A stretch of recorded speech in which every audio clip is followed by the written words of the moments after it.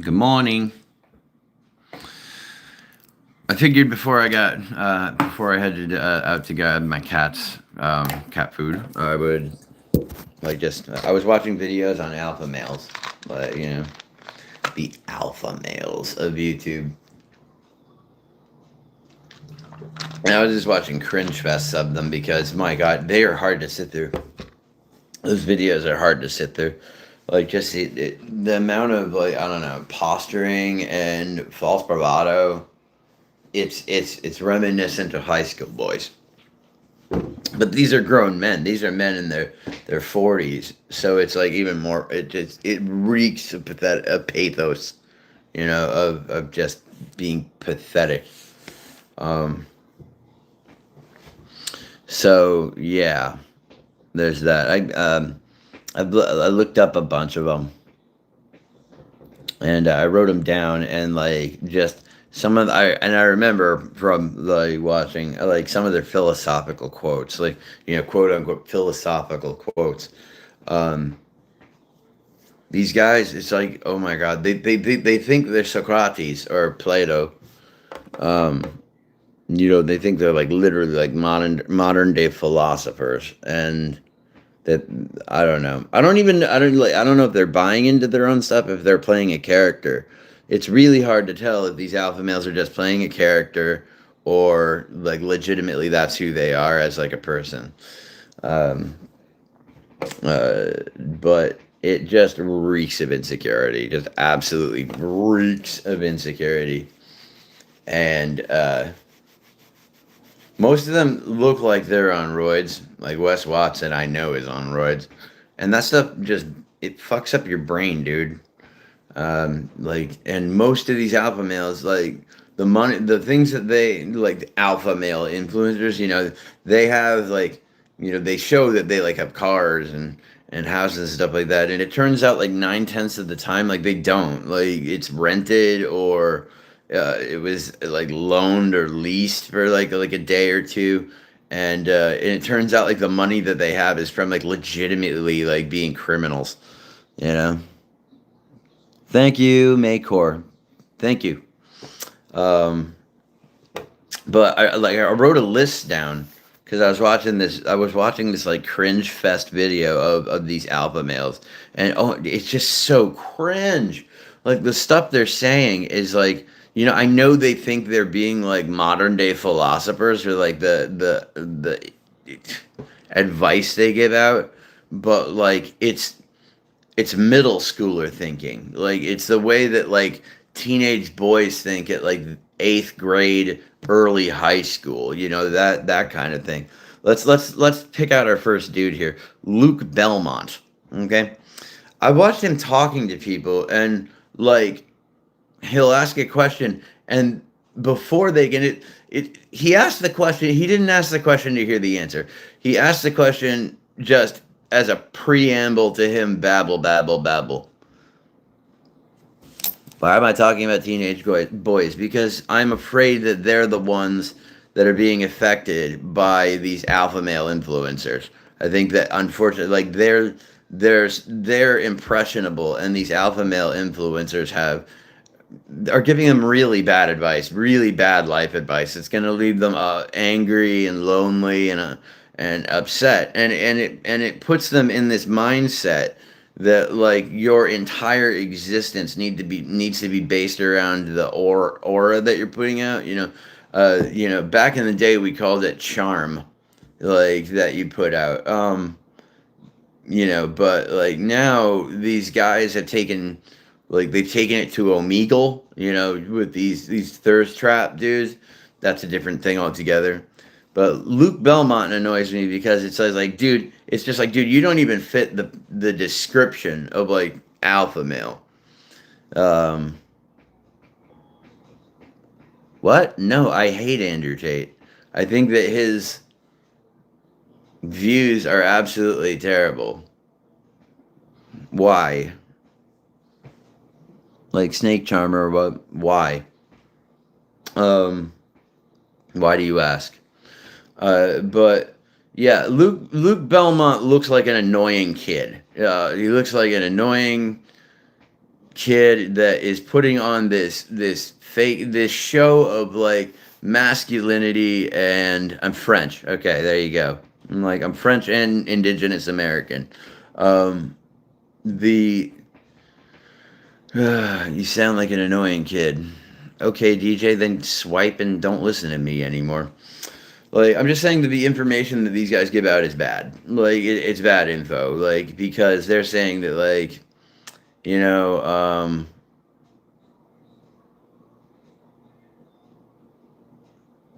oh, that's why you're defending him so much.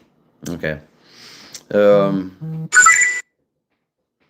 but like, my point being is that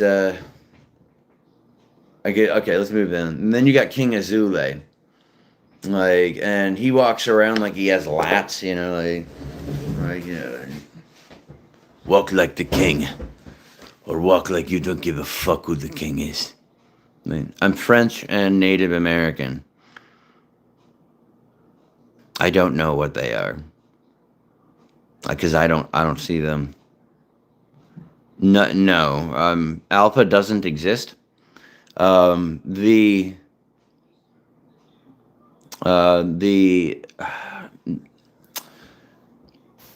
animal scientist that originally came up with it, L. David Mech, his research showed that initially he thought that there was like an alpha like wolf and stuff like that, but the research that he went back and did, he actually said he recounted it, and he said that the alpha and dominant wolves that you see in the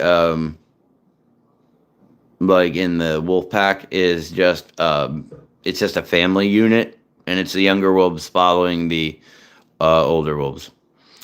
Um, um, but like, yeah, and there's dangers of selling this mindset to young men, like, because they are impressionable. No, an alpha is not a leader. And like, it's not a like anyone who's actually a good leader is not going to use the term alpha.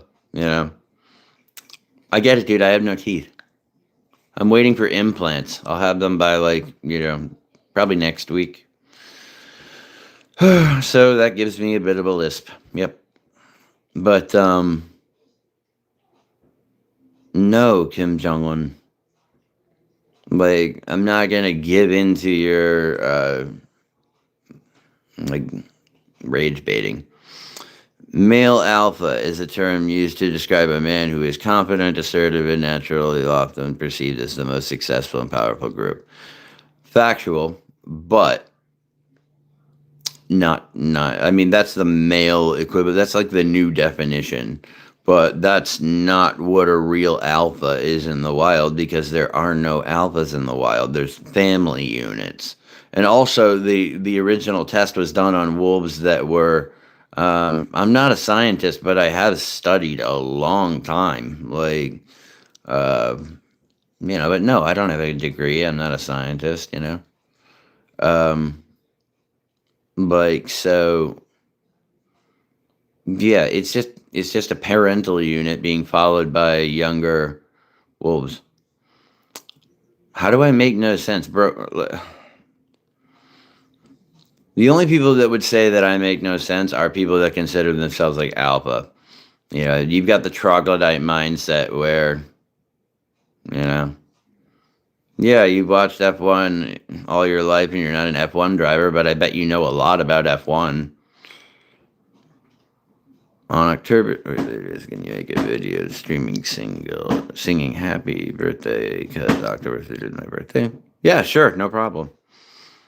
Much love and positivity to all. Thank you, Zombie Queen. That needs to happen. DJ, explain to me how I'm ignorant. I'm not putting down anyone. I'm simply saying that the theory behind an alpha is dumb. So why not just call him a leader? Like, why not just say that? I don't know what 67 is. Like, people post it. I don't know.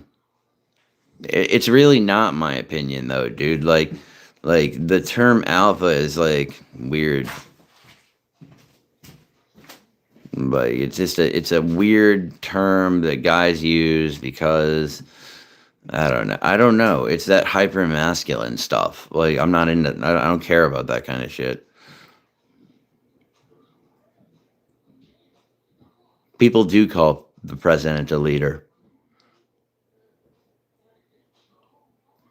Yeah, I mean that. No, the term that I mean that's where the original kind of word came from, but that's just the Greek alphabet, like A through Z, alpha and omega, like the beginning and the end. But they're not referring to it that way, zombie queen. They're referring to it in a social standpoint that was unfortunately based off of just incorrect information. It's like it's just not correct information. That's all I'm saying. Um, the term has been mutated and changed. So like, and that's what happens with language, but alphas, like anybody that calls himself an alpha is really insecure, like really insecure. I mean, yeah, that absolutely, like that's where they got it from, like. But it's interesting in like the scientific community. Um, in the scientific community, an alpha version of something is full of bugs and completely like needs fixing on every single level.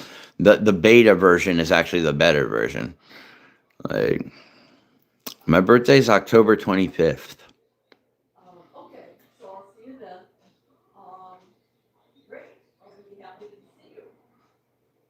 Nowadays it's kind of a way of classification, but I just don't think that it's a intelligent way of doing it. Because it's not meant to be put there to like be a positive thing. It's meant to try to feel big and tough and strong around other men, which is weird. Like I've watched these videos and I haven't seen one woman around.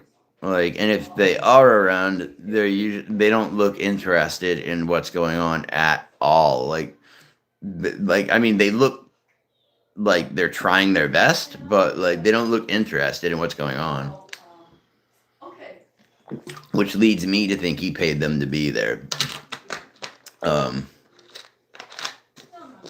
you know, some of these guys got like two people, like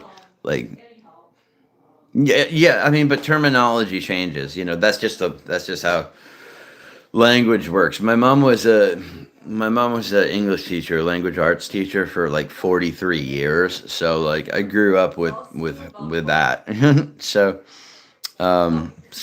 but like so I'll be a strict grammar Nazi definitely, but but I'll be the first one to admit that like language changes constantly. It's a constantly flowing and changing thing. Slang words that meant nothing at one point become actually like terminology that's used primarily. Like that can be used a lot more in the lexicon suddenly. Like you'll hear like words, that are that become normal that weren't normal before because by them being used by like a whole lot of people, um, yeah, like I said, it becomes part of the lexicon. Good morning, Francisco. Thank you. I hope I have a productive day too. I don't think I'm going to be able to go to the gym this morning. I'm going to have to wait till afternoon because my mom's going to cards with her friends. I think it's cards. Oh no, it's like some celebration for.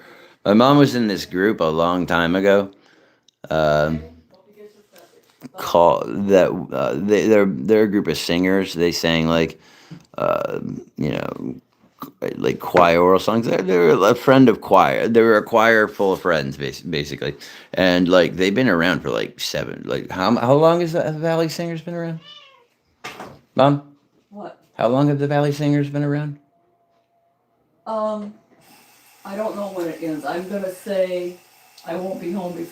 No, no, no. How long have you guys been around as a group?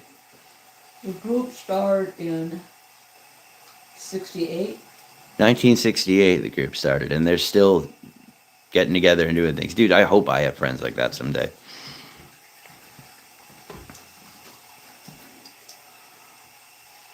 It's not easy, no. But my mom's very independent, and she helps me out a lot, believe it or not. And I am beyond grateful for having her as my mom. She's my mom. Um, that's why I'm trying to get my some like an acoustic guitar back, maybe a drum machine, so I can go out and busk on the street and just bring some money home for her. Um, and Francisco, that's really awesome that you do that for your mom. That's a lot of work, and that's a lot of sacrifice that needs to be put in.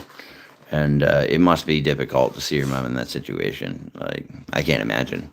I can't imagine life without mom. Like, who can? We all love our moms. Um, I am actually really proud of her for having that group, the singing group, because they've been together since 68. That's crazy. 68 or 63?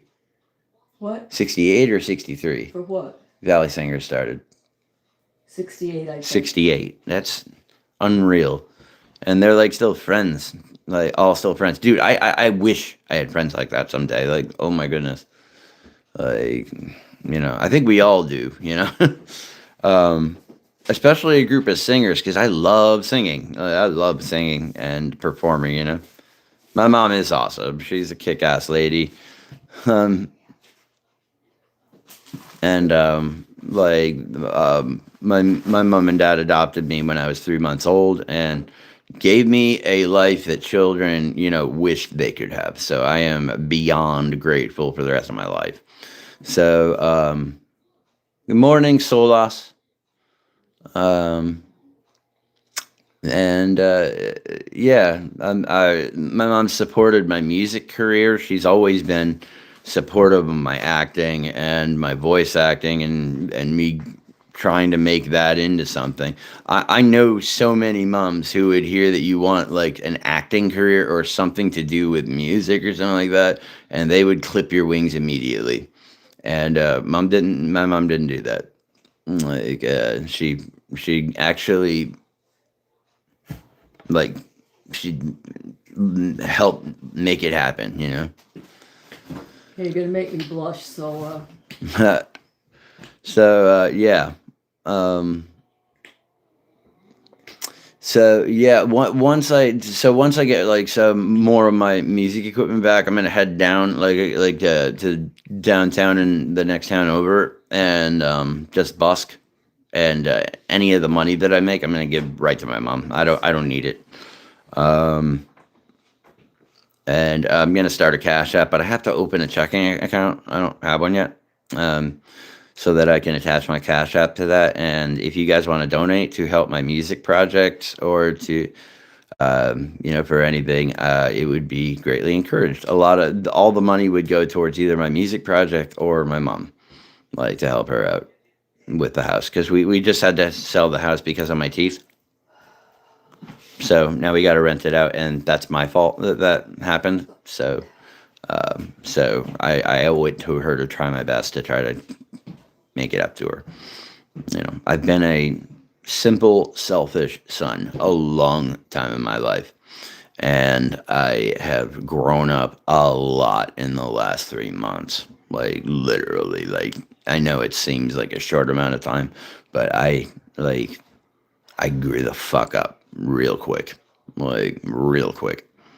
The word you're looking for is encourage. She encouraged you to persist. Thank you. That is correct. She encouraged me, and she gave me confidence in it too. She told me where I needed to fix things. She never sugarcoated stuff. There's some there's some folks out there whose parents should have told them that they can't sing, and it's not mean. It's better that they hear it from someone they love, because eventually, like, they're gonna think they can sing, and they're gonna go out and they're gonna get their feelings really hurt. And you don't need that. You don't need people getting their feelings hurt over singing. Yeah, yeah. My mom's a real mom, exactly. My birth mother, Like she's got her own shit going on. But my mom, yeah, I got blessed, you know, Mm-hmm. and I'm an atheist, and I still got blessed. Am I still on pipe? No, I quit doing crack 4 years ago, dude. Um, you're late to the party if you're looking for that. Sorry. Pet food. I have to pick up something for Belly Singers, Mhm. and I need to go. Oh, okay, like right now? Gotcha. We're going to grab cat food. We'll be back, girls. We'll be back, girls. There's dry food for now. Like, pick at that. That's that right there. That's my big girl Bastet. What happened to your teeth? Methamphetamine or crack cocaine? It was actually started with I got assaulted with a baseball bat, and that broke my jaw. And so I had to have a plate put in my jaw. And thank you. Like Solus, thank you. I love my kitties. They're my girls. And so I got hit in the face with the jaw. They put with the baseball bat. I got hit in the jaw. They broke my. I have a plate in here now, and it knocked all my teeth loose. And then the crack addiction just did the rest. Like they just chipped away bit by bit by bit, rotted off, and like. So I went to the dentist. I got all the infected teeth pulled out and stuff like that, and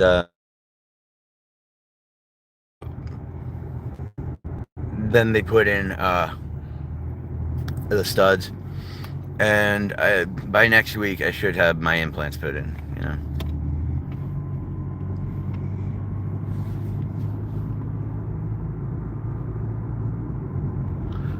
I got ripped off during a drug deal, and I went back to the kid and beat the shit out of him. But then his friends came out and whooped my ass. But thanks to the adrenaline and thank God for jujitsu training, I managed to not get knocked out or kicked in the head or anything like that. And I kept getting up, but I kept falling down. I couldn't keep my balance for the life of me, and it bugs me to this day that I lost that fight. So the kid that I had I broke his orbital and shit. So he came up and I should have rushed him right away and cut the distance between us, but I didn't. And he hit me in the ribs once, and that didn't do a damn thing. The next thing I know, and I spit my teeth out, and the first thing I said was, I missed the bat. Shit, I missed the bat. Because I knew that what I was planning on doing was catching the bat.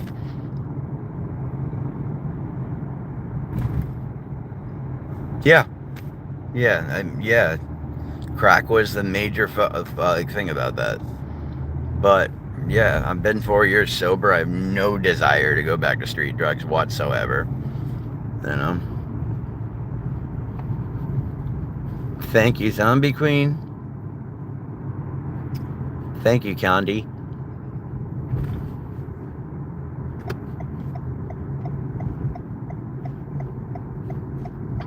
Oh, shit, Francisco. Have a good day at work, man. I missed your message. Sorry.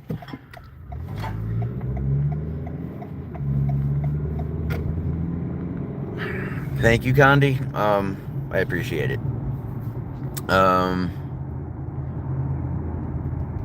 JS, I'm really. If you're recovering, kick ass. Keep that going.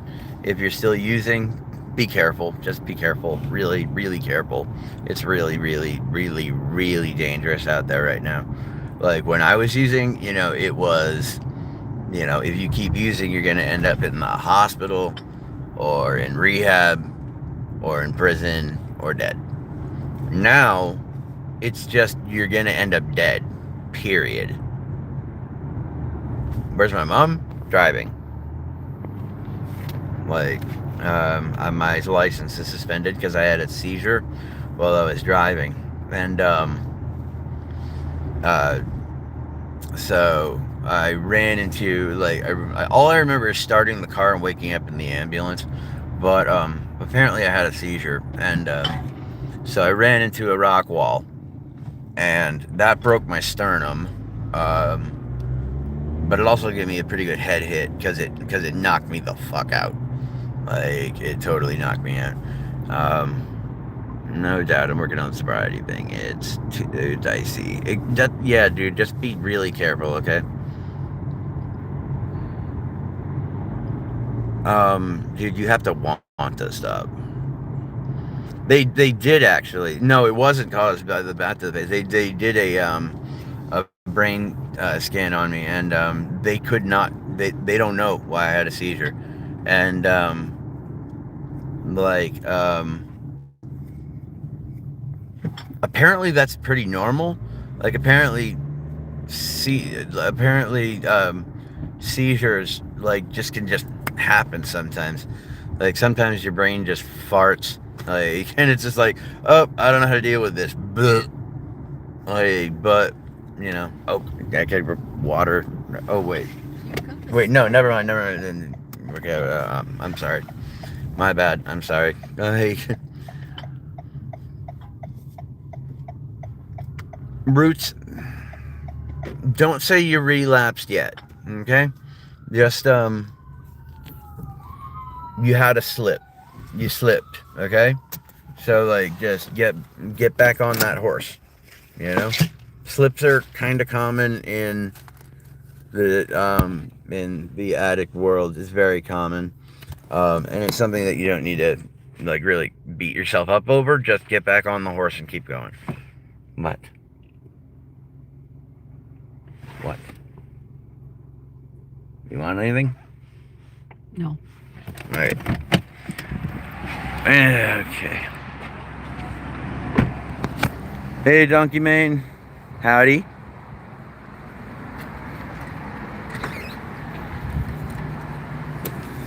How can I stop with the meth between my cheeks? Please help me. Dude, you have to want to stop. I'd also recommend going to a detox center or uh, a place that deals with addiction. But like I said, you have to want to stop. If you don't have the mindset that like you want to stop, then you're not going to.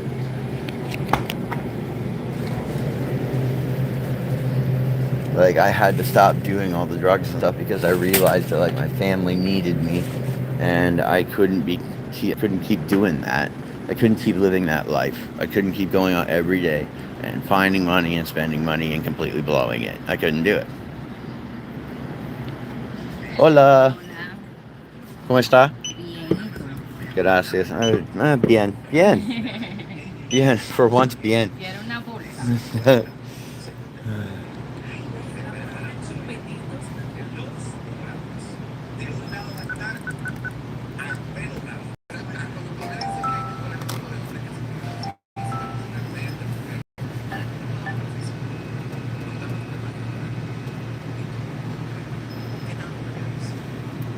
Okay. Thank you. You're welcome. Have a good one. Bye. Water.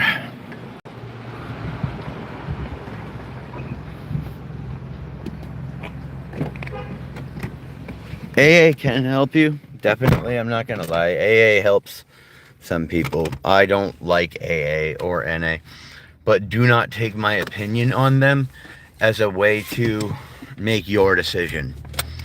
Okay? Like, I'm not that big of a deal.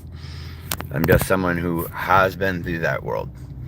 I didn't like Alcoholics Anonymous. It seemed a bit culty to me. Same thing with Narcotics Anonymous. I only smoke weed. That's because of four back surgeries and 2 hip surgeries and a continuation of pain. I can't take pain meds due to stomach issues preventing that. Condi, that's horrible. I'm sorry to hear that. Like that's like the one good excuse to be on painkillers, but you know what? I'm a firm believer in medicinal marijuana, so it like definitely that helps you do it. These are fantastic, by the way. I'm not doing an ad. This is Olipop. Like, it has like only what is this? 2 grams of sugar in it. I think like Coca-Cola has like 22 or something like that. It's ridiculous. Yeah, that's what I'm saying. Like AA works for some people. It worked for my uncle. You know, it worked really well for him. Um, it didn't work for me. I like the Olipop cream soda because for anybody that knows that's a soda connoisseur, it tastes like egg cream, like an egg cream. Yeah, AA worked for you. There you go, man. And weed to help you get through the day, as long as you're not like blowing your whole paycheck on it, that's fine. You know, that's good. That's fine. Like with all the study that they've done on THC, they've shown that it's actually promoted stimulus of growth of brain cells, so like it doesn't make you more stupid. That's a really good idea, Begging Nader. Uh, or do you want me to just call you E? Growing your own is the best way to go, because then you know like that there's not unbelievable amount of chemicals in it. Not to mention, like, I knew, like, I didn't know, like, but I heard from my psychologist when I was going to them of another one of her patients that had bought an eighth of weed and literally had 4 overdoses because like the weed had fentanyl in it. Like, that's crazy. Nate? Oh, Nader. I get it now. My bad. Cold showers, water, and Metallica, man. Good way to go, man.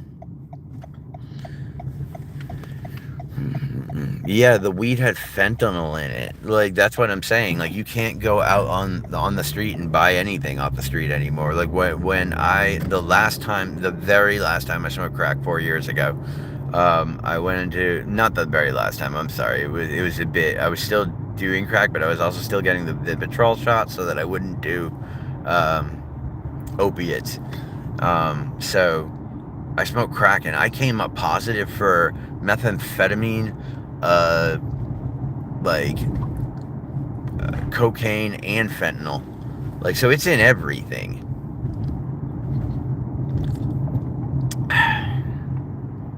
Yeah, right. You know, yeah, they definitely got him with fentanyl. Yeah, never go to the street. Andrew Tate. I still think it's weird that you made your profile name after another man. I find that weird. And like another grown man. Like, it's weird. Yeah, my stories are, dude, my life story, if I told you it, you wouldn't believe me on half of it. But I've got that, but you know, I got the receipts.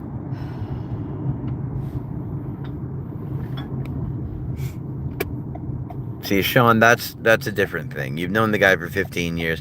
The thing is, what I'm saying though is that, like, he doesn't know where he's getting his weed from. Like, he's sure he has his guy, but like they, like, you know, trace it down the line, follow the dots. None of them know what's getting stepped on with it. You know.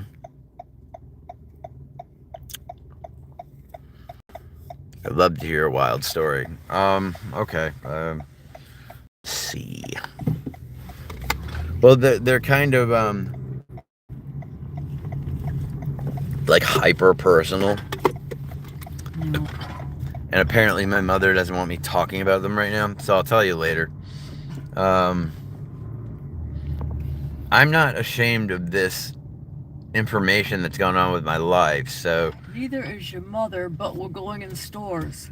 yeah, I don't plan on talking about it in the pet store at all. But yeah, I'm picking up food right now. But yeah, the stories that you hear from AA and NA, there are some crazy stories. Like people have been through way worse than I have. Um,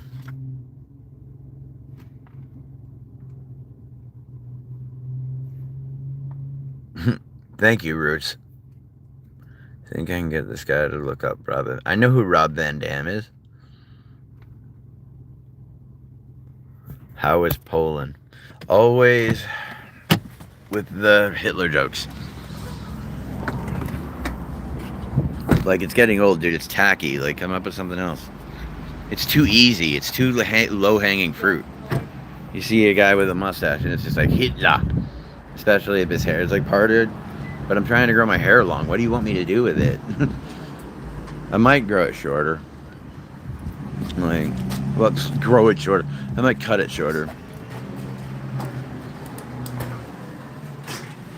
Cool. At least be original about it.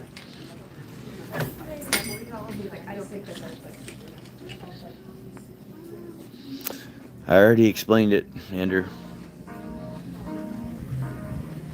Also, I don't take the time to be polite to rude people. They only have the flake skipjack tuna. The what? Flake skipjack tuna and the big flaked. Oh.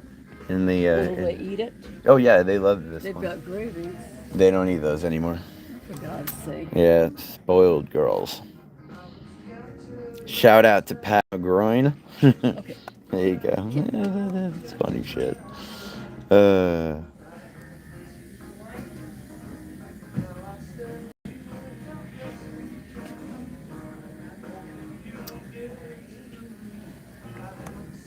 Let's see. Do you want to get them the small cans of the one with salmon? I don't care. Okay. As long as they don't eat right. So cover it.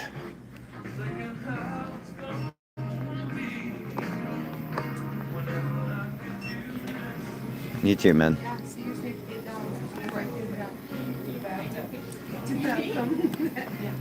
Oh, I dropped the can.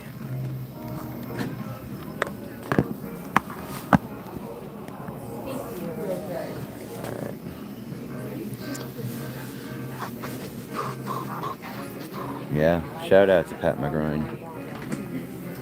I bet he's a busy dude. People have been shouting out to him forever. Like since the 90s, right? People have been calling for him. And, yeah. Mike Hunt must be getting a lot of calls too all the time. Yeah, I know. You're welcome, honey. Have a wonderful day. Hi, how People are are weird. I'm gonna put this in my pocket for a sec, or when I get to the counter, because I don't want to be rude. So if y'all can hang on for like, I don't know, 2 minutes. Yes. So your total today is $47.90. I'm sorry, Sean. I couldn't imagine a life without my mom, but I know I'm gonna have to face it. So it's scary. We try. We try. You're great. Yeah, moms are the best. Have a wonderful day. All right, I'm gonna put my phone in my pocket. Hello, I'm doing well. Are you alone today? No. Is she hiding? She's hiding. She's hiding. Okay. Looking at cat towers. Okay. Ooh, nice. Telephone number? 978. Oh, 978. What is it?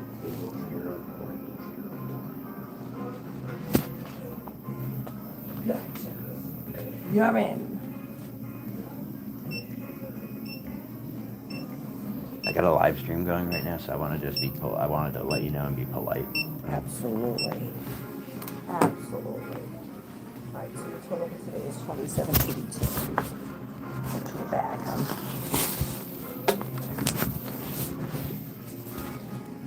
You gotta be polite, folks. Ask people if they are okay with being on live stream. Ask people if it's okay for you to be on live stream around them. Be polite. Want a receipt for today? Yes, please. All right, you've got it, and you have a wonderful day. Thank you, You you want too. help carrying out? I'm a carry-out service. Have a good day. Thank you. Danke Thank schön. you. You're welcome.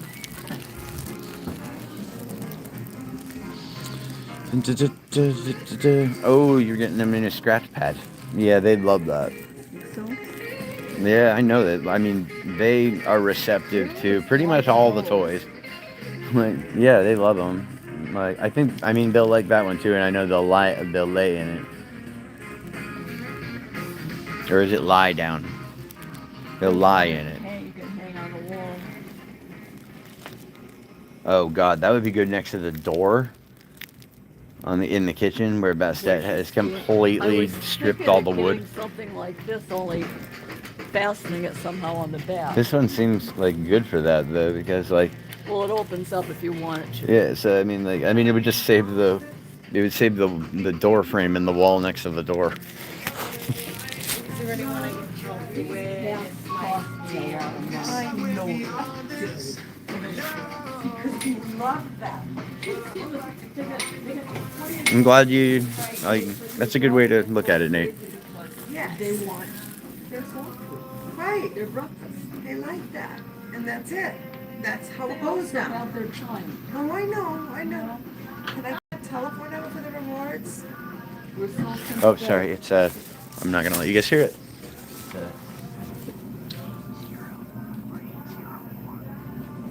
Gotcha. I protect my personal information. Some of you out there are crazy.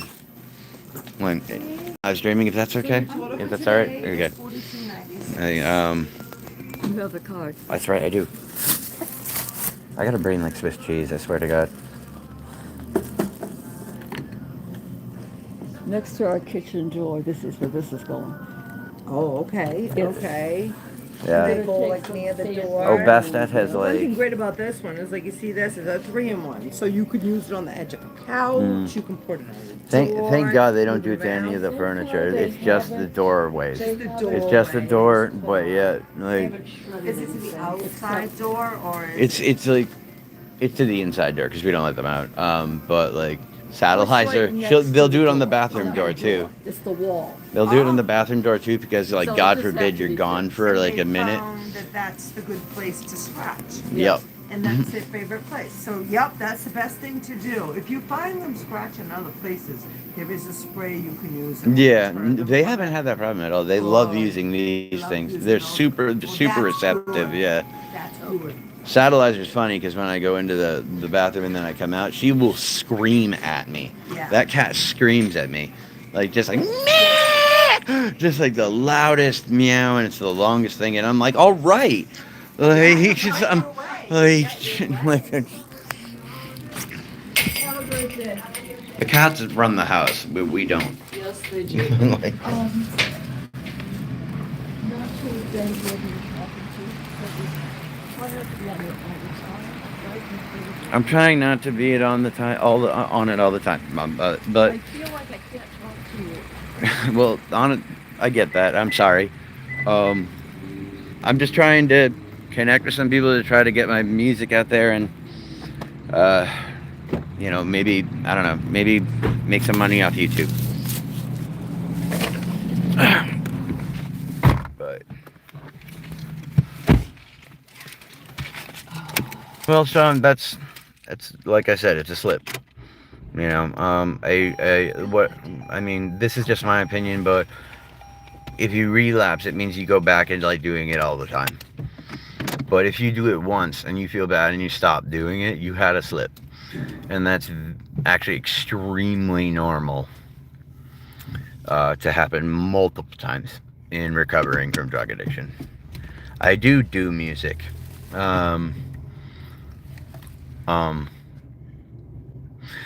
My old project is called Messages of Ennui. It's Messages of ENNUI. That's ENNUI. And you can look us up on YouTube, and there's videos there.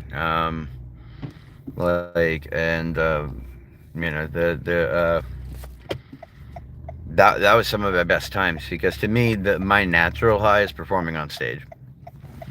Like, absolutely. Everybody's got that natural high, and I realized the other day, that's why I'm not feeling fulfilled in my life right now. I'm not outperforming. I'm getting opportunities to be a teacher's aide. I've got a bunch of positions that are calling me, and I'm actually a producer myself. Um, once I get my gear back, I'm planning on going back to producing music, and I play and sing. Right now, my band, The Box Ghost, it's just me. Like, in complete honesty, it's just me. I just call it a band. Um, that's cool. I mean, yeah, having instrumentals is good because like then you own the master. So like as long as you like get that copyrighted and like get that there, like then you own it. So if people like take a sample from your song, like you can get paid for that. And if you do the production on your own work, which I do, you get two paychecks. You get one for the recording of it, one for the production. So, but you have to open an LLC for that. I am 38. I play and sing. Yeah, I already answered that. Sorry. Um, I don't like my voice, but I love singing. Like, I don't know. This is therapeutic. That's why I find that's how I find it. How am I? I'm feeling good. You know, everybody's got that little bit of stuff that's on your head. But nothing crazy. Nothing that's making me upset or depressed.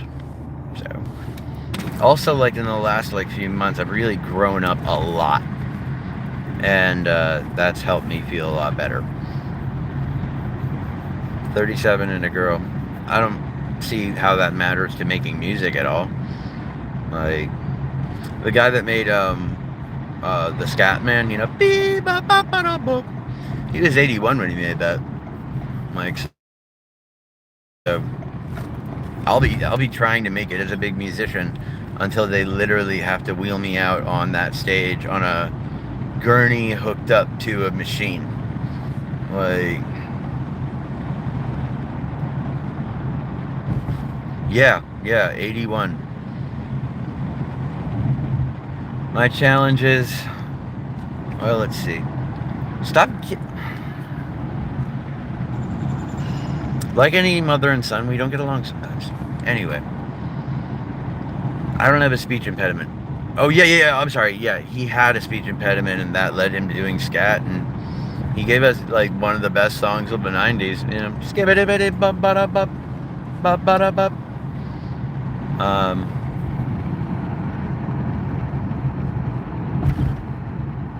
poor man's copyright, man, I'll tell you yourself. That actually doesn't work, Sean. I went to school when I went to school and had my class on business management, or what was it?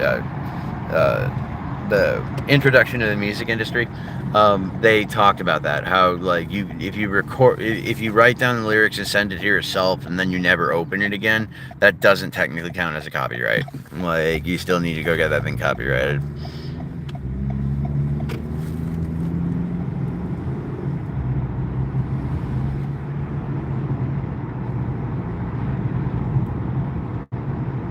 I mean, I can't do this. I mean, he was amazing at that. But I can do the and the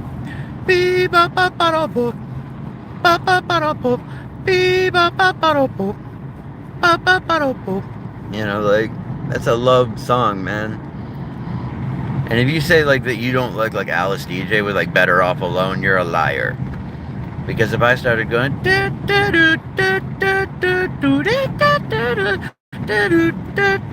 you're all singing it right now. Or at least it's stuck in your head now. Thank you, Mail Slot. I'm going to keep trying forever. I play at any instrument you hand me. I'm not great at every instrument, that's for sure. I'm kind of more like, I just like playing instruments. Like, if you hand me something that makes a melody, I'm just gonna have fun with it. Yes, Mail Slot. I was born to do this. Like, I don't know what else to do, in total honesty, other than work with music. It's my whole life. It's always has been. like I decided that I wanted to be a performer when I was in second grade. Like my dad, I was driving to school with him. My dad, you know, may he rest in peace. Um, he was driving me to school, and we were listening to the radio. And he said, what do you want to do when you grow up, Christian?" I pointed at the radio, and I said, "That I want to point at that. I'm sorry, I want to be that." And he was like, "Oh, you want to be like a DJ?"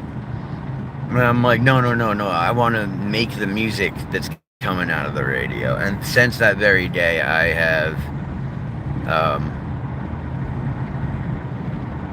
I've never wanted anything more than just to make enough money off of music to support a family and to help other people make music, like to open an LLC and help bands that don't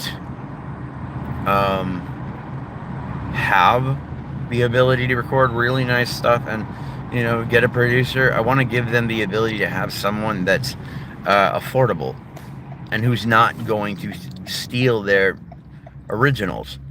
I'm gonna obviously have producers' rights on there, and but I'm gonna give them the rights to their masters because it's them who wrote the song. I didn't write it. I just helped them put it together, and like that's the proper thing to do as a producer. That's screwing over the people that came to you to record. I can't imagine a more shifty, slimy thing to do. But producers do it.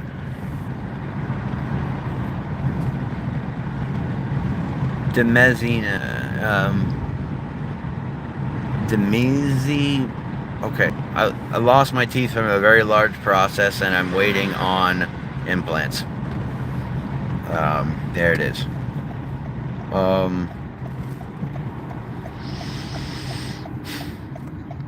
I get why he wants to know. It's a like anybody would want to know,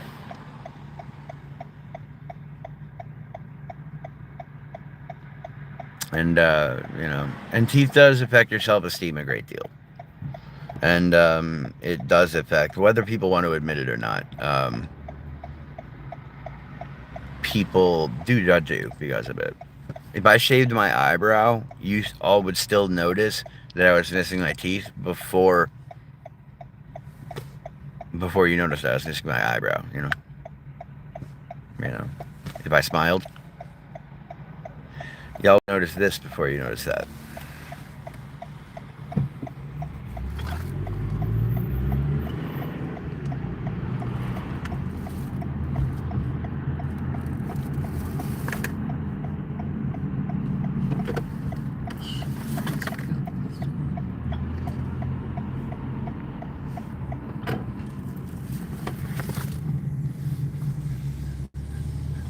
Roots and Mail Slot are not happy with their lives. You guys got some deep down, seated stuff in there. If you're just joking, dude, why are you so venomous and mean about it? In the car? I am. I need my car. That's bully. That's like cry bully attitude, dude. It's like. Thank you.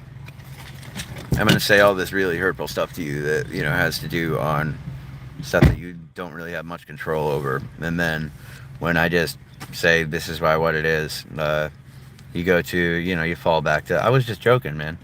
Well, words have power, dude. So just know that. No, I'm in the passenger seat.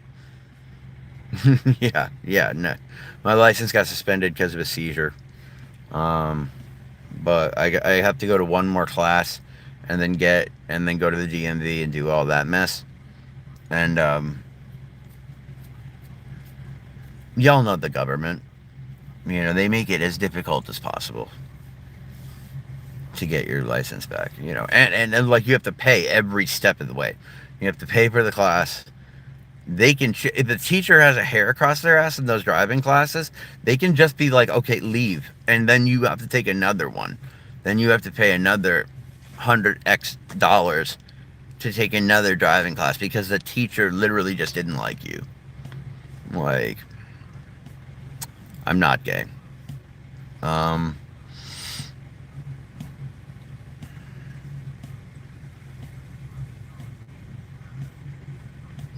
yeah, it's been over 10 years since the seizures, or over 8 years since the seizure. So, I haven't had one since that. Thank you, White Rabbit. Trixie, I'll cry about whatever I want. Thoughts on the Boss RC 600 loop station? It's really good. Boss makes really good products, and like it's funny you say Will Forte. When I was young, they said Johnny Depp. Like, but I'm old now. Do I live in my car? No, I'm at the grocery store. Um, and I don't think drug addiction and you know a lot. I don't think crying about. I don't know. I don't think the stuff I was talking about was nonsense. But if you feel it was, then there you go.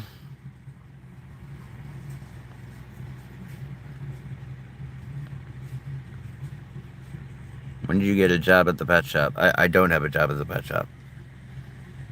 I'm looking for a job as a teacher's aide right now.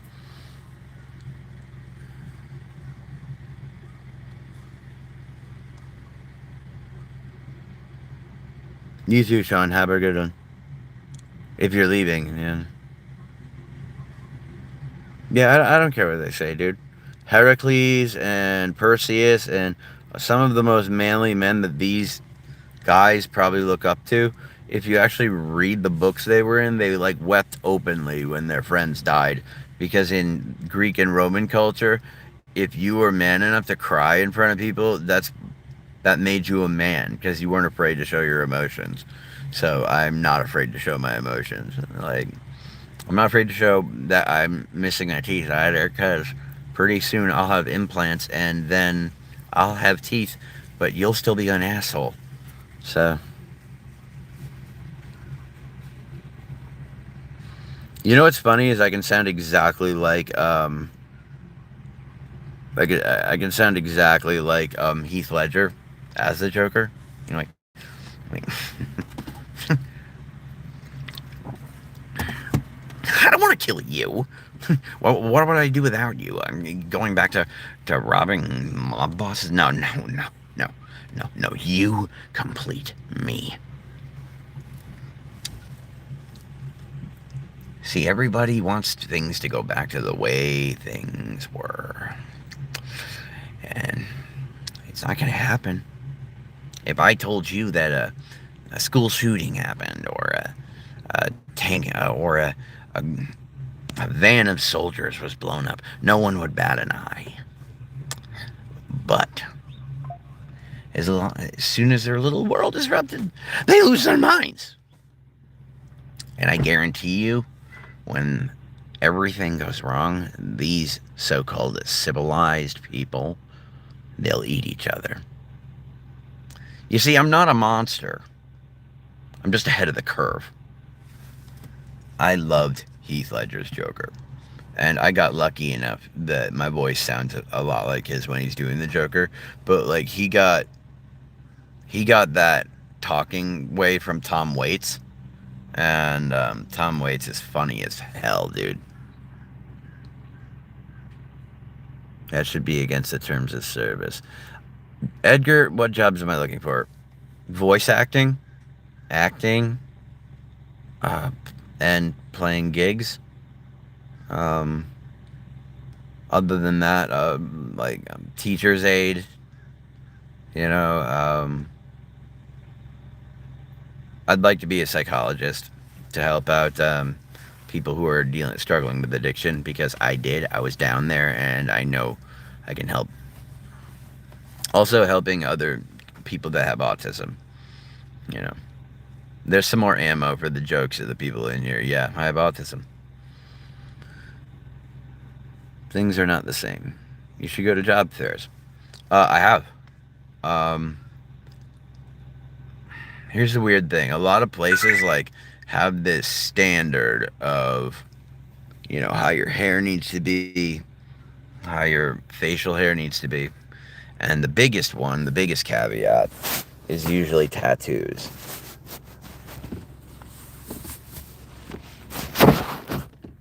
So I'm out of the game there.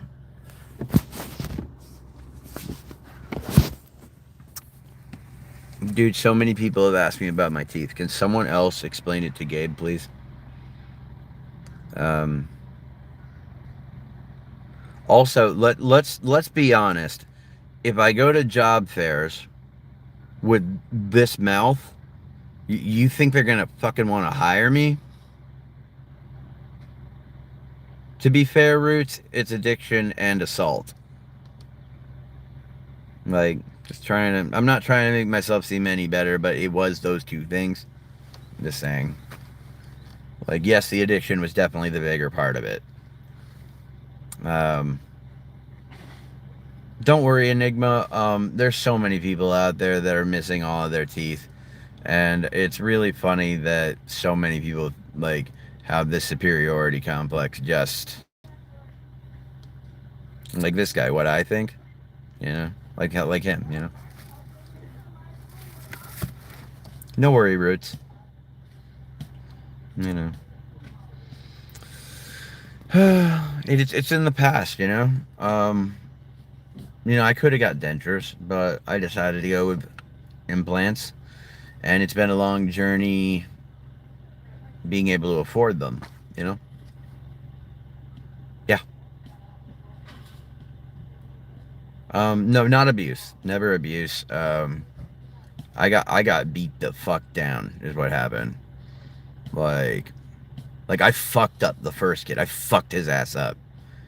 But when it's 5-on-1, you can't win. You know. Commercial driver's license. That's dude. I the fact that I've had seizures behind the wheel before. I don't want to be behind a 18-wheeler and risk that happening. Like, it's not politics. It's just that it's the easiest way for someone to judge somebody, like more classist. Like because like you see someone with like missing teeth, and you're either like, well, that's a I'm not driving. I'm in the passenger seat. Me, my license was suspended. I'm not gonna drive on it. I'm not gonna drive on it.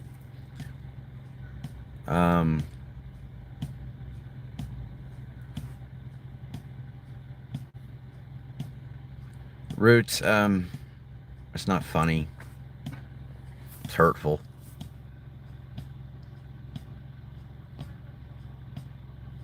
And considering someone that just has one tooth at the front, that's unbelievably hypocritical.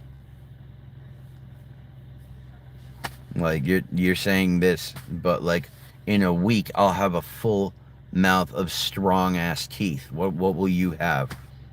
You'll still have that one tooth. So you just don't come at me with that shit, dude. It's rude. It's rude. But I accept your apology. Dude, I like to bust nuts with my friends too back in the day. But right now I've been isolated for so long because of the car situation that I've lost touch with a lot of friends. However, I've managed to stay in contact with them online, and it's fine. You know, the two RS human, you know. Um, Hello, summer. Wow, sorry. But yeah, it's what it is that there have been Enigma. Don't let that make you feel that way. You can find a dentist that will pull those rotten teeth out of your fucking skull, and it feels so good getting rotten teeth pulled out of your gums. Oh my god, you'd think it would hurt. It doesn't. It feels good, like because they numb you up beforehand, but like then all of a sudden all that pressure from the infection, it's gone, and you're like, holy crap, that felt good. And then you can get dentures, dude. And there's no shame in having dentures at all. There's so many people my age, younger than me, who have dentures. Much love to you too, Enigma. Don't give up, please. Like I've been suicidal before. It was both. Keep it on track. Keep on trucking. It was both. Don't be Roots. I know it's terrifying. I hate the dentist. But I've learned to trust them. You know, uh, they numb you up so well that you don't feel it. You feel pressure, like you feel like the pressure of someone putting it, but you don't. You don't. You don't. It's you don't. It's so numb and it's infected. So when it gets pulled out, it actually feels better. Um, yes, Quaz, rotting teeth from drugs. Like these are implant studs, implant studs, implant studs.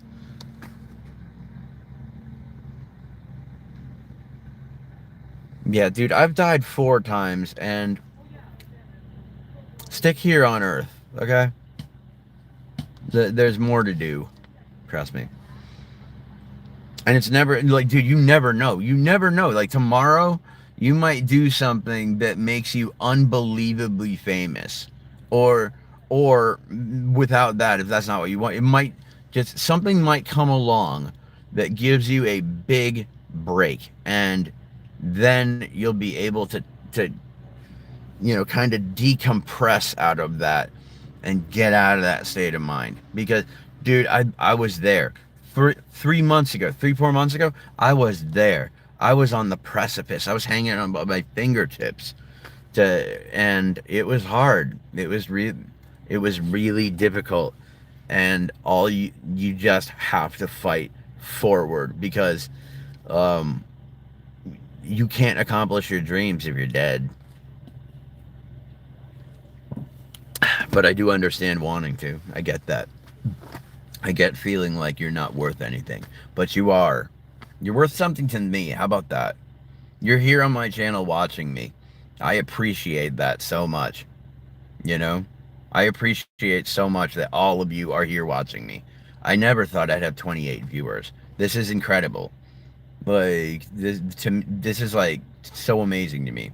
That's why my mom fucking hates that I live stream because I'm on it so long, and but I'm on it so long because I love talking with you guys, and I'm so appreciative that you guys like listening. Um, and sometimes I get demonstrative and like loud and stuff like that, and that's just the way I am. But I do that at home, you know. Um, let's see, keep on trucking. My drug of choice was actually heroin. Um, I did that from like 24 to 30, 35. So 11 years. Um, and then once I dropped the heroin, I picked up coke. And then my ex-girlfriend, this is a long story. My ex-girlfriend, pretty much along the lines, at first I was a pill popper of opiates. Then she convinced me to do heroin. Then we were doing coke, and I was fine with that. Like, and then she picked up crack, and so then from then on out, she just wanted crack, so we just smoked crack from there on out. And there it is. Like, I just didn't take care of myself, man. Like, and I admit that. And I pissed away a lot of my 20s and the early part of my 30s. But I'm not going to pretend like I didn't have good times during that. I played the Hard Rock Cafe. I opened up for Raw. Well, my band did. Like, it wasn't just me. It was the band. I wouldn't have been anywhere without them. And we were doing really well. And then my ex Yoko'd it. She Yoko Ono'd it straight up. And yeah, like I got so lucky to come out the other side of drug addiction in as good a shape that I'm in. Like my blood works good, my heart's fine. Um, my lungs are fine. I got really lucky. So I beg of anyone, please don't do it. I wasted so much time and so much time that I could have been bettering myself so I could better the world around me. But I was so hurt from things in like deep down that had to do with my birth family and who I was as a person and things like that that I needed to numb that somehow. And that's what the drugs did. You know, that's what they did. And but they took everything from me. Things I didn't know I had. Okay, things I didn't know I had, they took from me. I didn't realize I had them until it was taken away.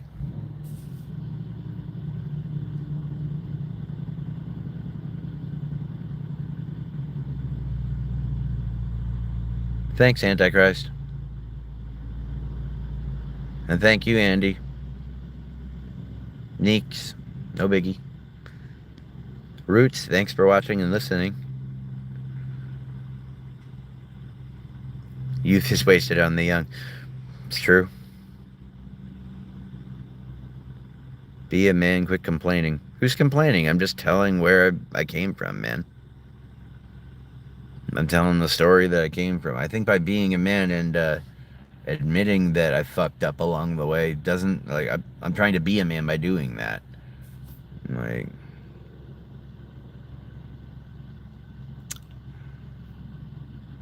addicted to weed right now and I can't seem to quit right now. I don't want to seem rude, JD, but if you think you're addicted to weed, grow up. Like, you just stop doing it for like 3 days. You're gonna be irritable as hell. You're gonna be bitey and cagey, but you'll be fine after that.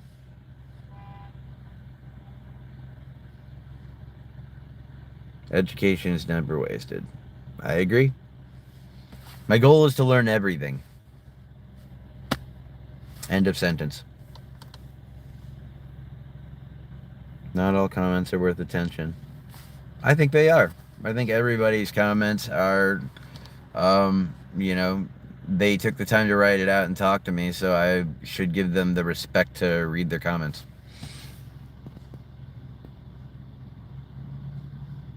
Have a good time, Aldo. Still kind of habit forming. I'll agree with that. Yeah, definitely. I smoked weed for 20 years, and it is addictive like cigs, but not like real drugs. I wouldn't even say it's addictive like cigarettes, man. Like, hey, from South Africa, Ray J, pleasure to have you here. I wouldn't go as far as saying it's addictive as nicotine. Nicotine's, wow, that's a crazy beast. That's why I feel really bad for people that have like a really hard smoking addiction because it's not that expensive and it's unbelievably like easily attainable. Same thing with alcoholics. I feel really bad for them, and not with pathos. Like, I don't pity them. I feel bad because they're put in a situation that like they're kind of fucked. Like, because it's so easy to get alcohol. It's completely legal. I thought Rhodesia's. I didn't think Rhodesia existed anymore. I thought that was Zimbabwe now. But thank you, Andy. Thank you very much.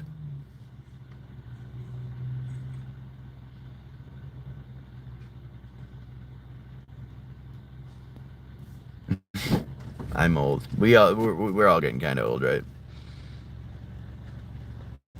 Nick, good to see you again. Morning, mate. It was too cold to go on my morning walk this morning. I woke up and I was like, not having it. Nope. Like, I'll wait till I go to the gym. Like, I might take the day off from the gym today though, because I went yesterday. I worked out hard yesterday. But I'm down from 220 down to 214.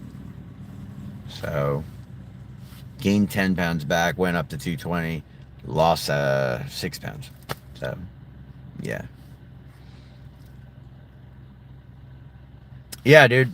Exactly. And in the current like climate of America, just that, like, you know, things are more expensive, and just things are a bit harder.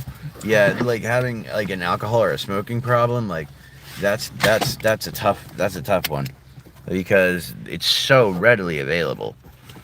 Like, yeah.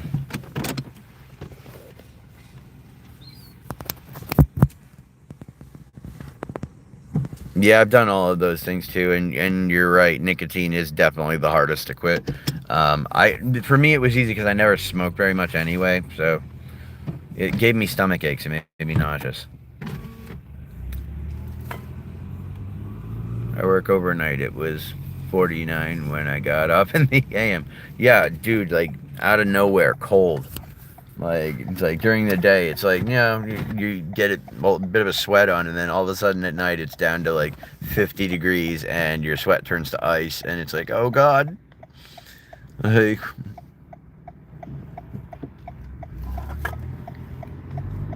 um, like I'm still on clonazepam, but like legitimately prescribed it because I have general anxiety disorder, and that makes it like it's such a misleading name.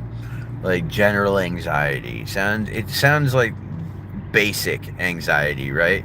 Like just like normal anxiety, general anxiety. But apparently what it actually means is that like your baseline. I don't know. I don't know anybody that's been addicted to LSD. You can get psychologically addicted to that stuff, but LSD doesn't work on me. I don't go on a big mental trip. I just get really cool visuals, but I haven't done LSD in like over 10 years. Um, it's like I said, I don't have nearly enough income to have a drug addiction. Like, come on, man. I'm just saying, I think if you were addicted to LSD, that was more your mind, not your body. That's all I'm saying. It doesn't work on me because of the autism. Same thing with mushrooms. My brain just stays completely normal, but it's like life has HD graphics everywhere. Escape. Yes, addiction to escapism is a really good way to put that. When you drop one drug and you go to another, and then you drop that one and you go to another, that's exactly what you're doing is escapism. So yeah, that makes completely sense.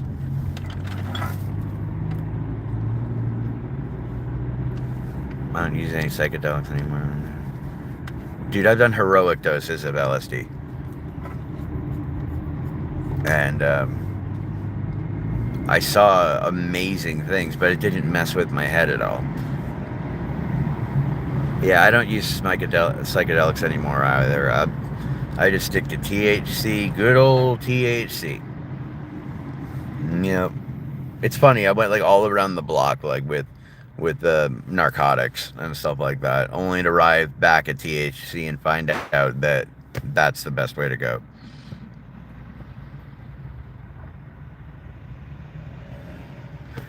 Z money, that's what'll do it.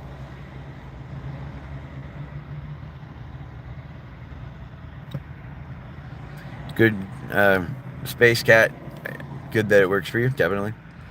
It it did affect me. I saw like I saw like alchemy symbols in the sky. It's just that my brain knew that's not real. It's from the drug, but look how cool it looks. So yeah, that's how that goes. It was just that I knew it was the chemical, so it never pushed me anywhere.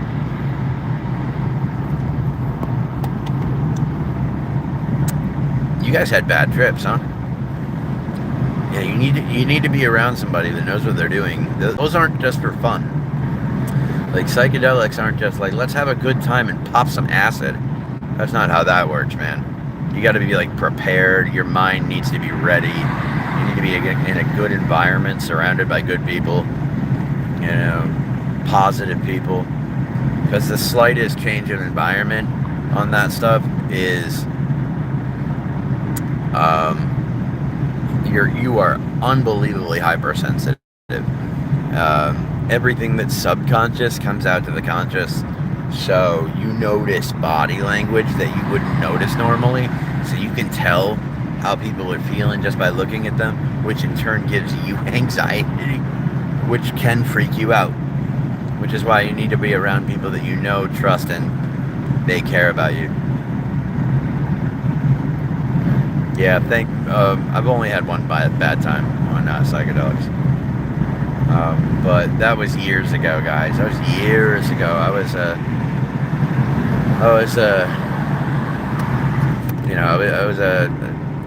what do they call it? I was a young man, and yeah, it has different effects on people, man. Brain chemistry is so different from person to person that, like, yeah, the like different, just a slightly different molecule can change the entire way that it was. It sounds like, wow, that sounds like a salvia trip, man. And I don't like that stuff at all. It should be made illegal, like, immediately. That stuff is bad for your mind. I took a sip of my friend's drink. My other friend knew and told me not to drink of his drink. And then I started going bloody crazy. Yeah, some people mix their drinks with their drugs.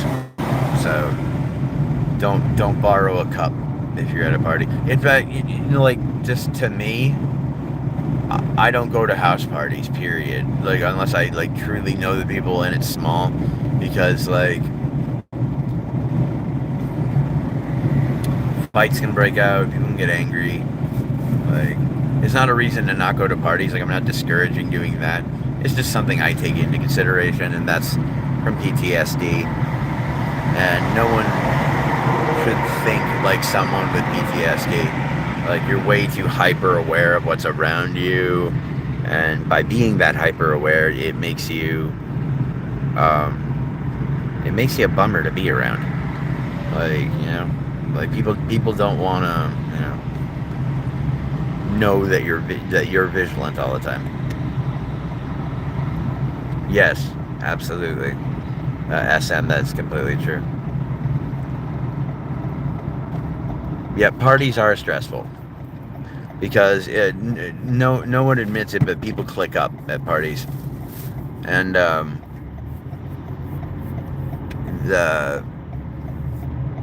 I don't drink, Roots. I stopped drinking.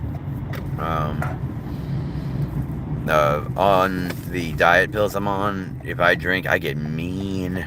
I get in my feelings and I get mean. So no drinking. Absolutely no drinking. Oh, to the chat. Well, I say that about myself anyway. Good for you. Like, that's really good for you. Like, seriously, 7 years is that's beyond impressive. Yeah, exactly. Like, crazy things go down at those big house parties. Like, you don't know what's going on in there. I am 4 years clean, yes. Hi, Sir Winston. Pleasure to see you again.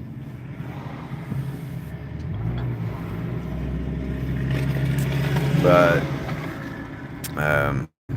cheese, Emma. Thank you, Sean. Thank you. Yeah, me too. But I was prescribed it because it helps with my general anxiety. Like, when your baseline of just existing is already in an anxious state, like, you need something to make you normal so that you can I hate to say this, Adam, but my drug of choice was everything. Whatever you had on you.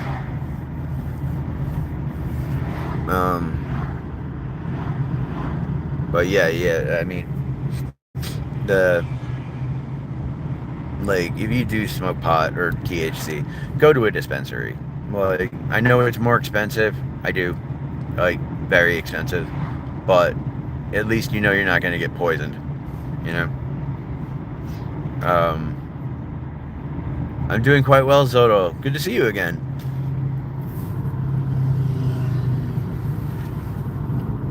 Let's see.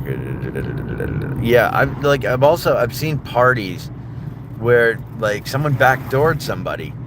You know, so their ops run up in the house and just like gun down people like in the house. Not people, but one person or whatever. You know, and it'll be a targeted hit. And it's like nah, man, I ain't risking that. No way. Like even if I'm not a part of it, if I'm not like the one that's hit, I don't want to be like even near that. That's scary. Like that's some mafia stuff. Like, I'm sober after 8 months being clean. I slipped last night, so when I speak, I do not mean to offend.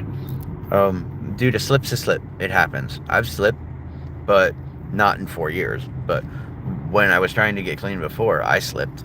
And it happens. Get back up on the horse. Keep going. Don't let it discourage you. New Jersey, and only 10 more, and 1/4 at the store. Yeah, there you go. You know, it's like your dealers on the street might be giving you like good deals, but they're trying to get money for themselves, obviously. But my bigger thing is that like the dealers aren't trying to screw you over either. Your local plug is not trying to kill you. It's just that they don't know where their stuff came from either, because they get it from their guy who gets it from some other guy who, and each way on those guys, it's been stepped on. Like, so, you know, the term stepped on means mixed with something else.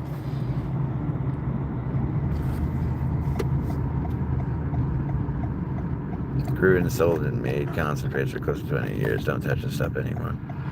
That's cool. I prefer the concentrate vapes just because it's better for your lungs.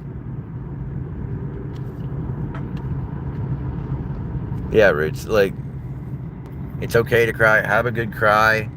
You know, remember that feeling. Remember how crappy the slip made you feel. And then just hop back on that horse, man. Just hop back on and no one's judging you. You know, it doesn't, you're not weak. You're not a bad person, you know. SM's right, push on. I used my homegrown and cooked it in oil and managed my withdrawals from prescription antipsychotics. There you go. I'm on the Motridine, escitalopram, like gabapentin, clonazepam, and Fent or something right now. Not fentanyl, like PHENT, and that's for dieting. But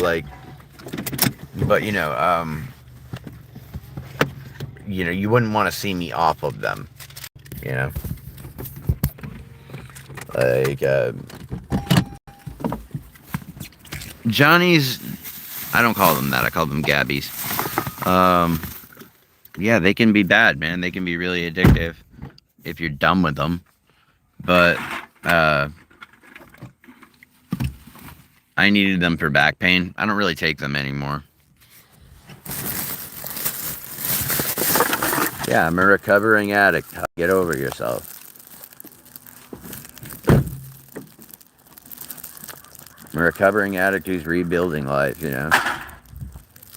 Apparently you do. You're here. Gotta feed the cats. Feeding the cats. Feeding the cats. Feeding the cats. Yeah, I know that 9 out of 10, I'm that one. People like Todd worry me.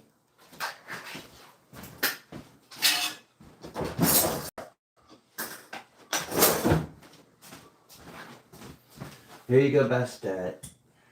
And Satellizer. Here you are. Here's my girls. Food for the girls. I'm sorry that took so long. And Husels. Yeah, no, Todd, I mean, just like do your little thing, man.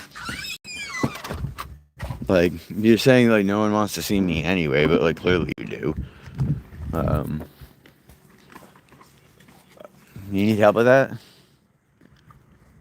I can manage it. It would be fastest with help.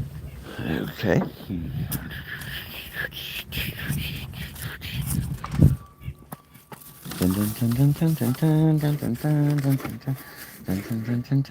I've got me some cat toys. Gonna bring them in the house for the girls to have fun with the box that I got them, and some catnip too.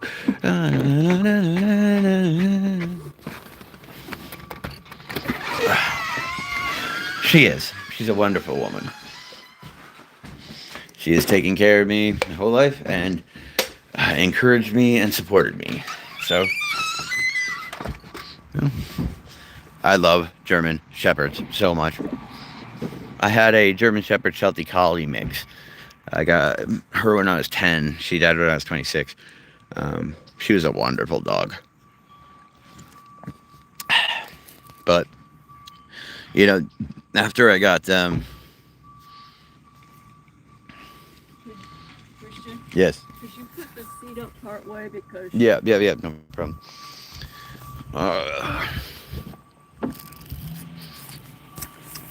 No one's supporting me getting high, dude. Well,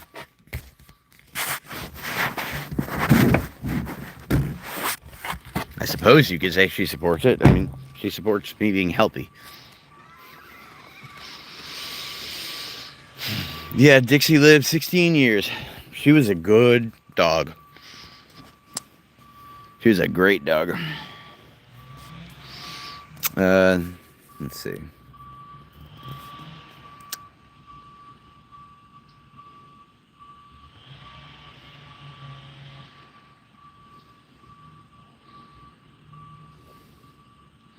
Literally, yeah, like that's like two of my favorite breeds is the German Shepherd and the Husky. Huskies are funny because they act more like cats than they do dogs. Like it's funny. Like and like the way they can handle the cold, it's awesome. Uh,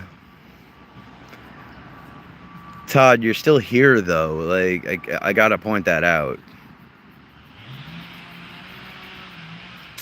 But yeah. Once I don't have my teeth, I don't know what. I mean, like once I have my teeth put back in, I'm sure they'll go to my hair next, or my eyebrows, or my, my mustache. Even when it starts growing out and turning into a beard, they'll come at that somehow. You know, they'll find a way.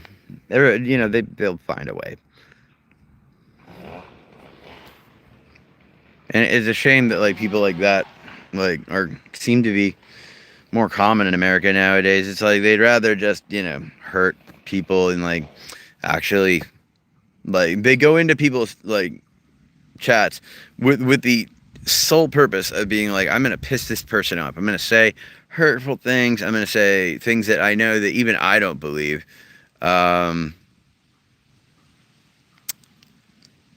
Just to piss this person up. And that's like legitimate sociopathic behavior. Like that's the definition of sociopath, dude. Like you get off to other people being angry. Have a good day, Space Cat. See you in space. See you in space, cowboy.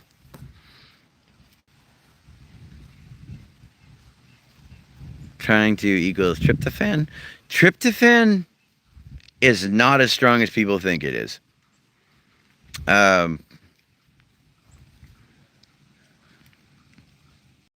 Yeah, that's what I'm saying. It's like, Todd, just, you're probably young.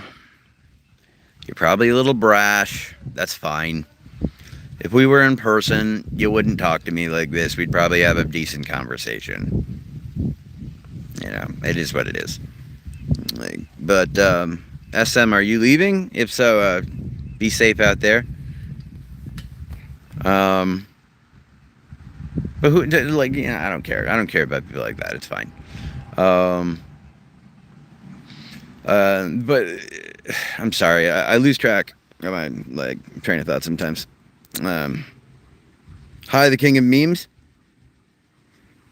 Pleasure to have you on the stream. I'm glad to have you here. Very appreciative. Um, yeah, it's weird because like internet trolls.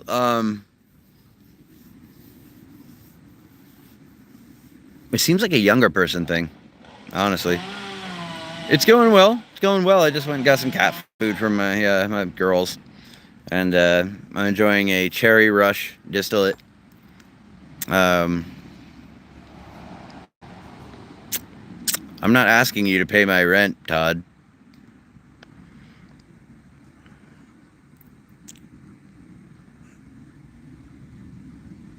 Do you know the kind of person who says I'm not a troll, Todd?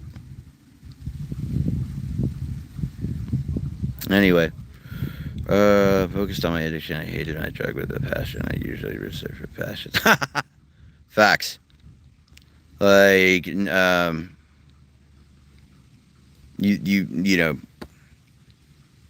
I appreciate drugs for what they do in the medical community. Because they do help people, you know. And without Suboxone, I wouldn't have been able to get off of heroin, you know. So it's like a drug saved me from that drug. So I'd say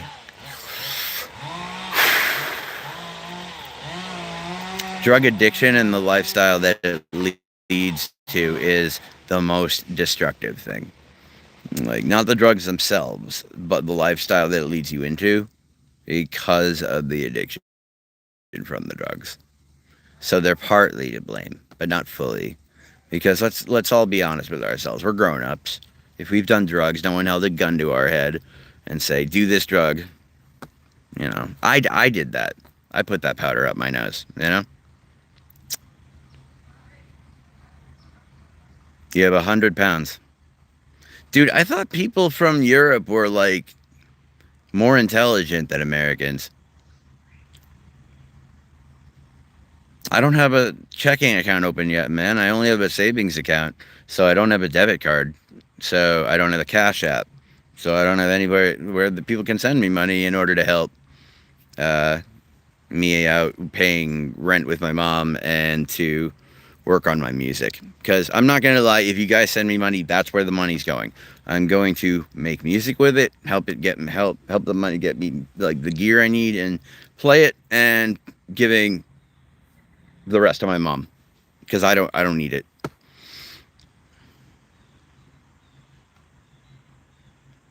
And that's the thing. It's like, dude, there's so many drug addicts because people are depressed. No one grows up and says, "Boy, I hope I have to wake up every day at 6 in the fucking morning feeling like I'm gonna fucking die, so that I can drive to a place, pick up some brown powder, literally a bag this big of brown powder, and use my fucking money towards it so that I can not feel sick for the rest of the day. Oh, and then continue doing that the rest of the day." No one like sets off with that as a fucking goal, dude. You get sucked in very insidiously. It's like how people get diabetes. Like, same thing, you know?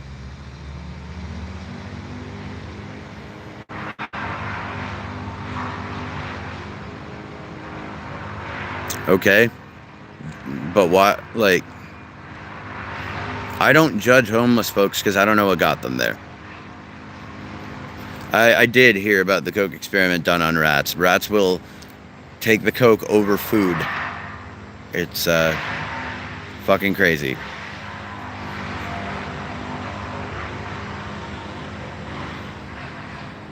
New York family member? Any family member got bank, I'll send the money. Okay. Drug use comes from despair, not the first time, but after you realize you're fucked. Exactly. Like, you don't realize you're hooked until, like, it's too late. You're like, you know, then like, you've already been hooked for a while when it finally comes to fruition that, like, to your mind that you are hooked.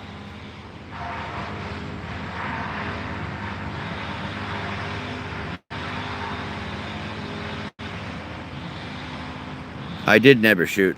Get a load of this guy. I never did shoot. I've never touched a needle, and I never will. once you cross that bridge, there ain't no coming back. I mean, there is, but good luck. That's a different bridge.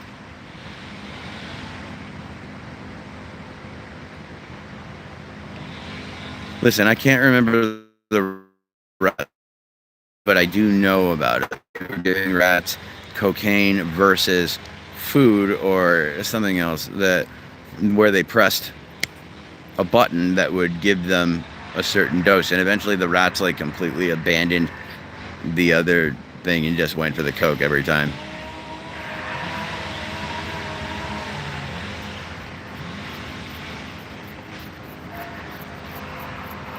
Dude, that's such a like that's such oh my god. Like Todd, people like you, we make fun of you. Like that statement right there that you just made, that right there, like that's not a flex, that's fucking hilarious that you think that makes a difference to anybody. Like legit, enjoy your $400,000 house, 3 cars and 3 kids. I wish I had kids. I don't care that I don't have a $400,000 house as long as I'm able to love my kids. You're not offering me money. You're trying to be like fake altruistic to make yourself feel better. You know? Not to mention, like your country is being overwhelmed by radical Islam, and y'all are too pussies to do anything about it.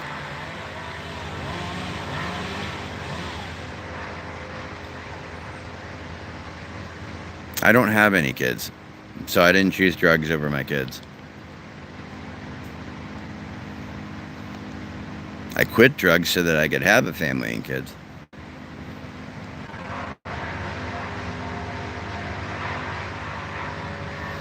I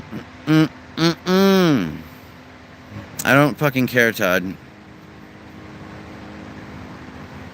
So cool. Like the other country that you come from is genocidal, warmongering psychopaths, and the other one has an economy that's so bad that people literally join the military, knowing they're going to die just so that they can eat. Like it's not the flex you think it is. Okay, so you offered me money, dude. Like, so what? You didn't do it friendly. You haven't been a nice person since you got on this chat. I don't want your money.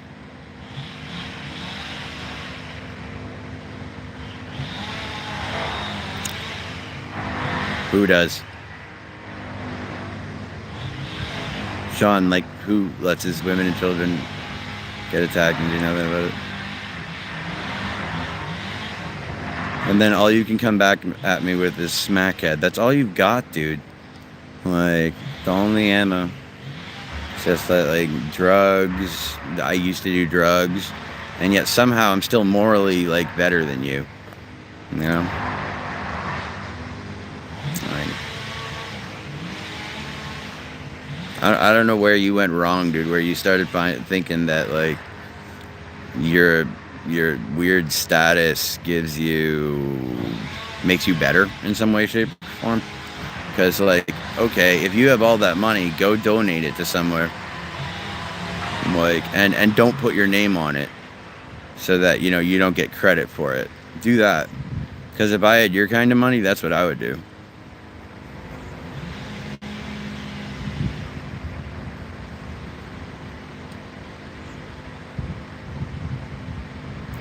Thank you, Distortion Designs, I'm sorry. That's great, Alex.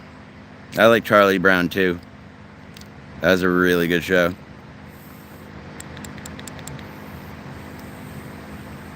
A lot of heavy Christian overtones, though. But still, good lessons for kids.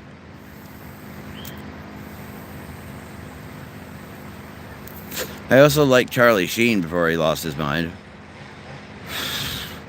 Charles in Charge? That's good.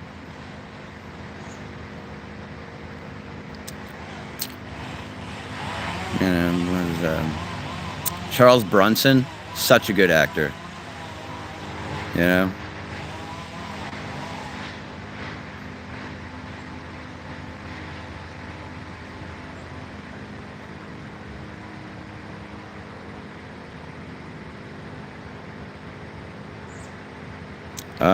I already told you that one, it's impossible to donate money to me right now because I don't have a super chat. I don't have 1,000 fans, and I haven't opened a savings account yet, so I don't have a debit card that I can attach a Cash App or like to or a Venmo or anything new. Like so, and on top of that, with the attitude that you have and the unbelievable arrogance and the high tower you sit on, I wouldn't want your money if I was starving to death.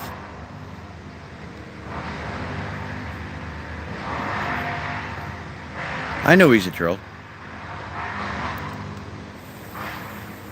Thing he's not bothering me, that's why he's getting more upset.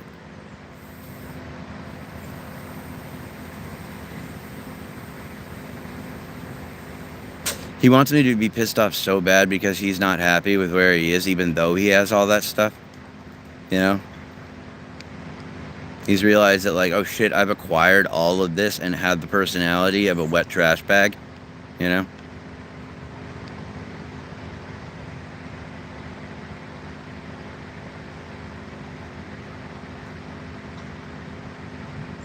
Dawson, you're completely right. Hi, Jake. Thanks for showing up. Thanks for watching me. I'm very, very, very appreciative. Extremely. I never thought I'd have 24 people watching me at once. This is amazing. Also, yeah, like 22 with 400K, that's your parents' money, bro. Come on.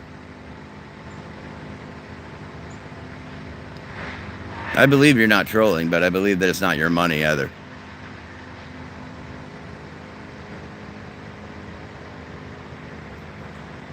Cyber panhandling. That's a cool term, dude.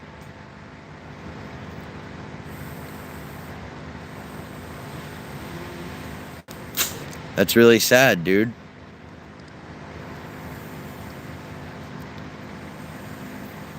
So you got their money after they passed away.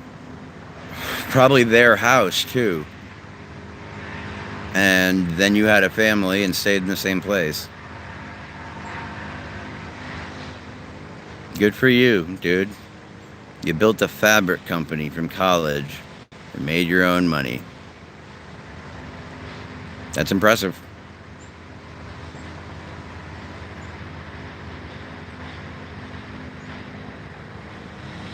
Get a load of this guy.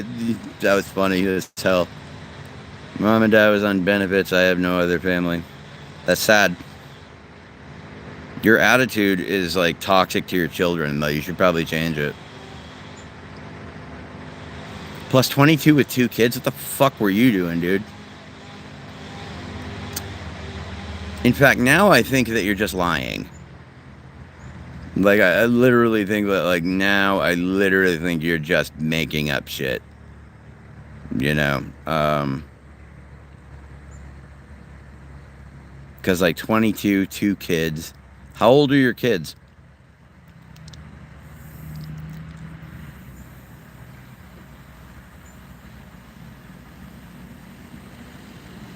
Why would I want pictures of your kids, you disgusting fuck? What the hell is wrong with you?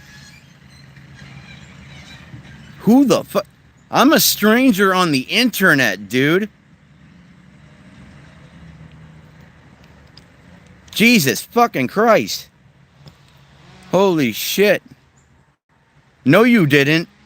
No, you fucking well didn't. Dude, don't try to backtrack now. Oh my god. Dude. Yeah, no, don't. You're walking it back now. Too late, bro. Too late.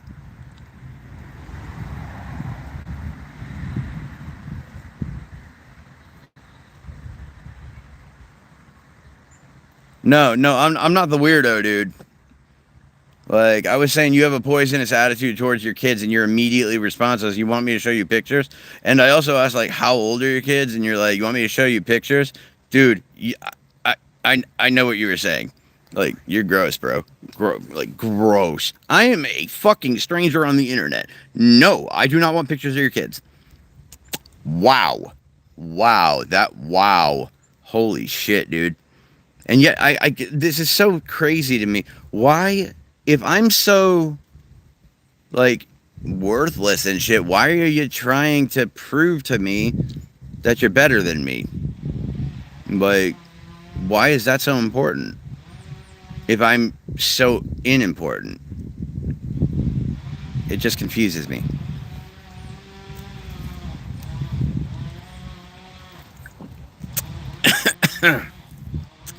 Being in the UK doesn't have anything to do with it.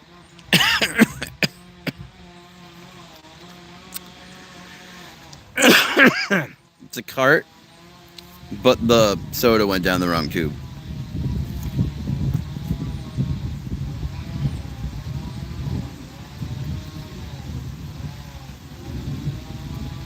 Does it? They arrest people for trolling in the UK? Shit, dude. Todd, you know I can find, like, I can just look at your profile, find, like, where you live and your children's names and where they go to school and who your wife is and where your house is. Like, I can do all that. But I'm not going to. Okay? Like, I could call out all your bullshit right now. Like,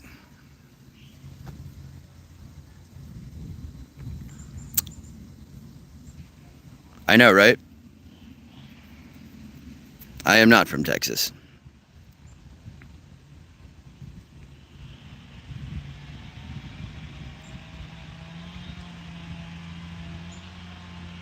The beans belong in Chile. Yes.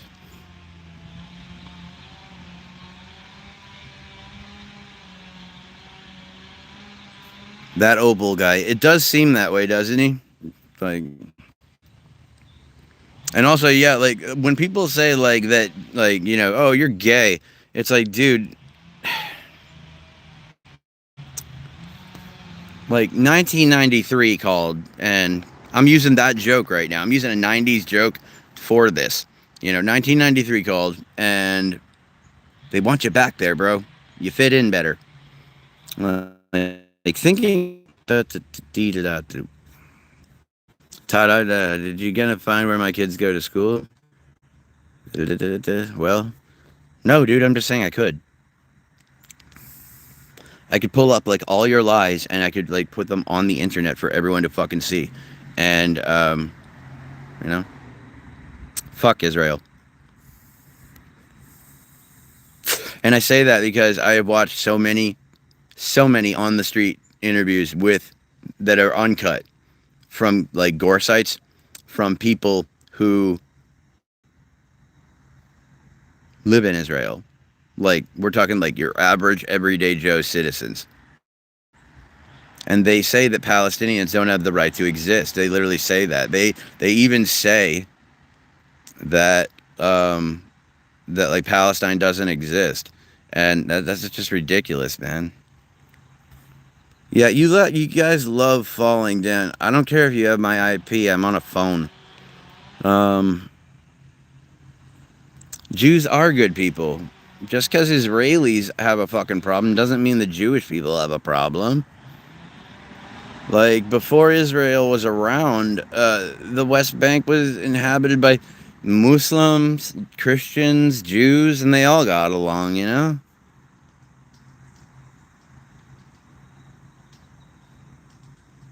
Okay, but what are you going to do with my internet IP? Are you going to come to my house and beat me up?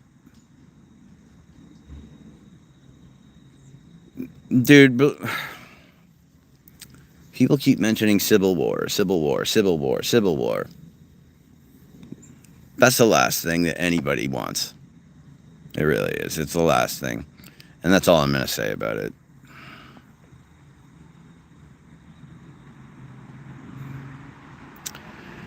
People say they want it, but they don't. If it came to their front door, because that's the thing. I don't have a dog in this fight. Well, yes, I do. There's like two different political parties now. The Democrat and Republican doesn't really exist. It's a constitutionalist and loyalists. You got people that believe that the Constitution should be followed and should be, you know, put there so that people, I don't know. I don't know why it's so crazy for me to like for people to want universal health care and the ability to make enough money to support a family and for the government to help with that. I don't see a big problem with that.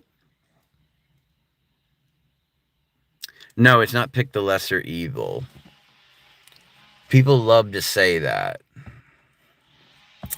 But you vote with your common sense. A lot of people vote right down the line of their party because that's how their parents did it. But being that my mom was, no, you're not weak. What you are is a victim of the American system. The media is completely saturated with misinformation from both sides, but mostly from the right. The right loves to point fingers at the left being,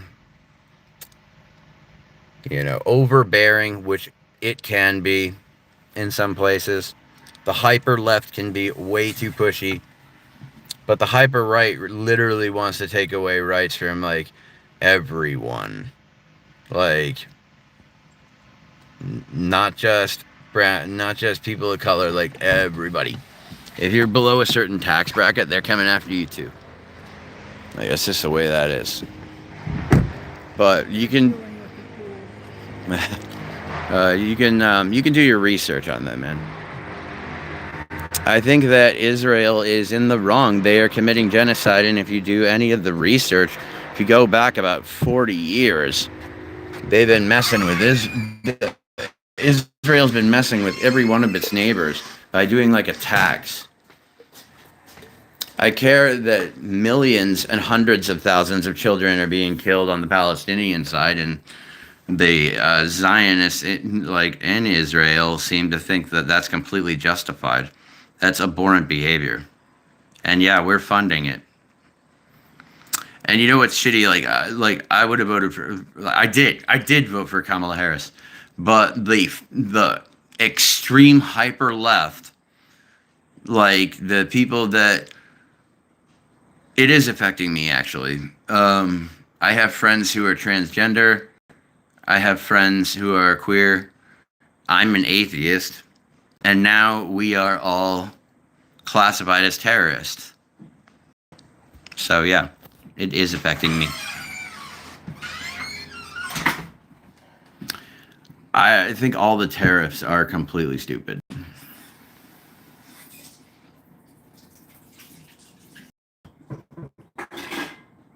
Yeah, fuck Trump. He's the problem behind all this, dude. He's the catalyst of this problem. And if you can't see that, then you're lost, man, at this point. If you're still battling for him at this point in time in 2025, you are a lost cause.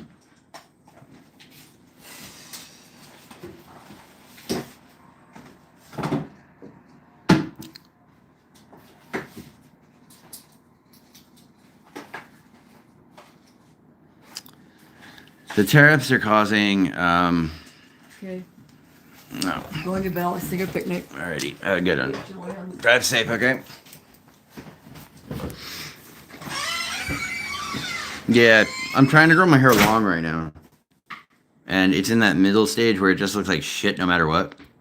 Well, I'm anti-theist, so I guess atheist, but I don't think religion should exist.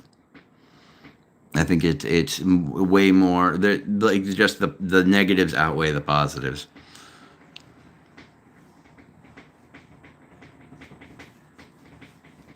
No, Netanyahu is the equivalent of a Nazi at this point. Yeah, he's a warmonger, and he's been pot-shotting every neighborhood country around him for the last 40 fucking years, funded by the federal government. And I am not Muslim. In fact, Islam is the most toxic religion on the face of the planet. Religion in general is the complete problem. And being a nationalist is really fucking stupid because it just teaches you to hate people that aren't from where you're from for no fucking reason that you don't know, and be proud accomplishments that you had absolutely nothing to do with. You know, you're saying like, oh, we won World War II. Did we? Because I don't remember storming the beaches of Normandy.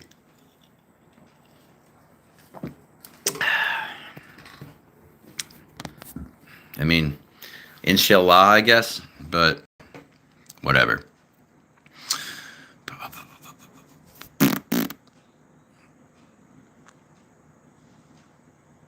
I probably got 24 left on this, but I've reported every comment and sent the screenshots. Have a good life, not being able to sponge off others. I'm not trying to sponge off anybody, dude.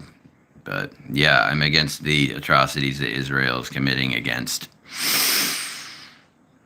Pakistan or Palestine. And it's not like really that I support Palestinian culture either, because like there's a bunch of like tribal groups in Palestine that don't get along with each other, have completely conflicting ideologies, and are constantly killing each other. Like it's a big mess over there. It's a clusterfuck.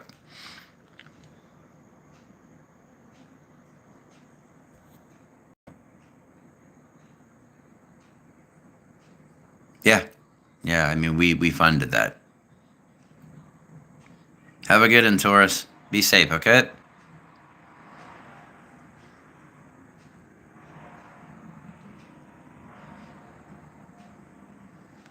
Sure, you can. You can be a nationalist and love your country without hating people. The problem with nationalism in America is that it's gone Djangoistic, where it's like we're the best country and everybody else sucks. That's not how that works, man.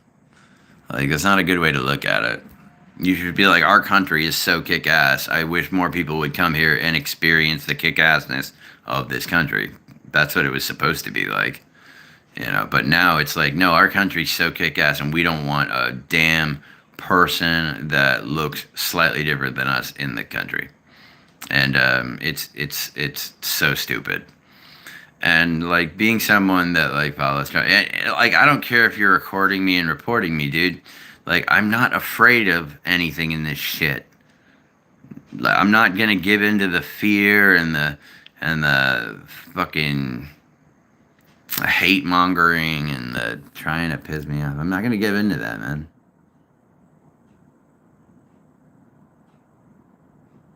Your country bleeds you all drugs. I mean, that's true, man.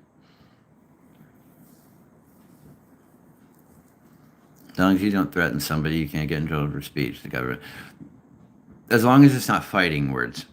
Like there's certain things like you can't yeah. As long as it's not a threat or anything like that, you are allowed pretty much to say whatever the fuck you want. And also like express yourself in the way you want. So if you want to like flip a cop or something, like you're allowed to do that.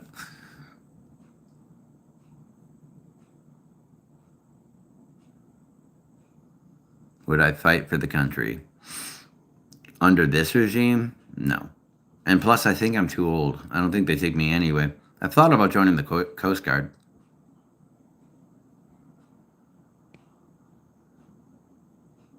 No, we're not. We're not the most free. We're not the best country in the world. We're not the best country to live in. We're like 14th in education. The one thing that we are highest in the entire world are the prison population and grown-ups that believe in angels. That's it. That's the only things that we top on the world. No, we're not the most free at all. The Netherlands, Sweden, Norway, Denmark, fucking France, Belgium. All these places work more free and better than we do. Oh, well, I can't be drafted then. I guess like if we got into a war though, I guess I would sign on.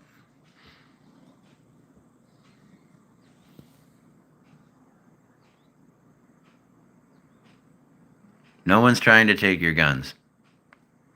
And if they do try, dude, you don't have a chance in hell.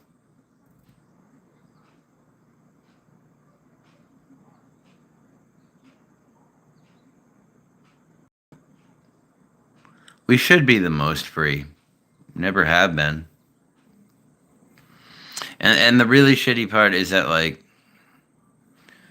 from the inception of this country, we've been from the inception of this country, our country's thrived off of genocide, slavery, chattel slavery, and like just the complete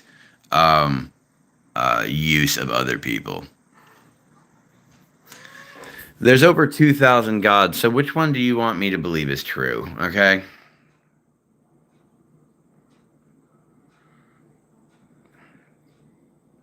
Do you know what liberal means, BG4X? Like, I want you to give me the definition, like, right this second.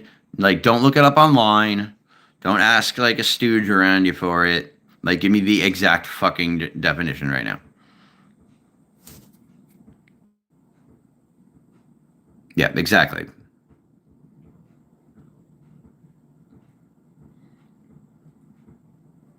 Yeah, I don't notice any citizens attacking each other. I notice a lot of ICE and random police officers assaulting people and literally dragging them away with no due process, no court trials, and shipping them to God knows where. And I know I'm on a government watch list for ICE, and I'm actually kind of proud of that.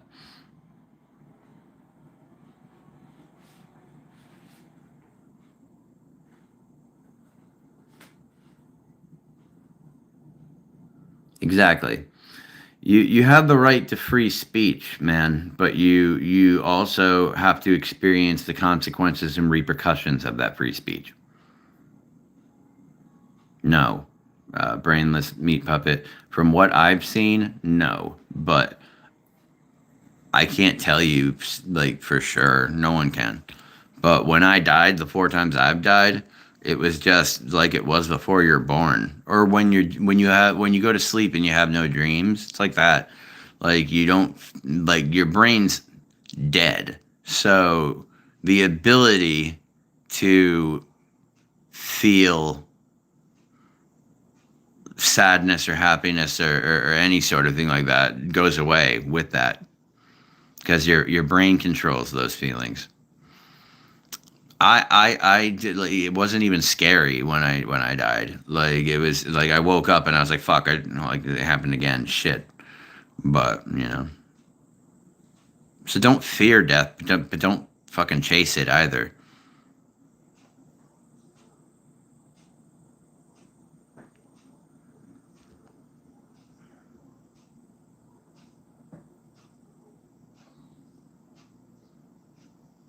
Okay, so Nick, I might not have experienced full brain death, but I was like dead. Like, and I didn't say that I knew, you know.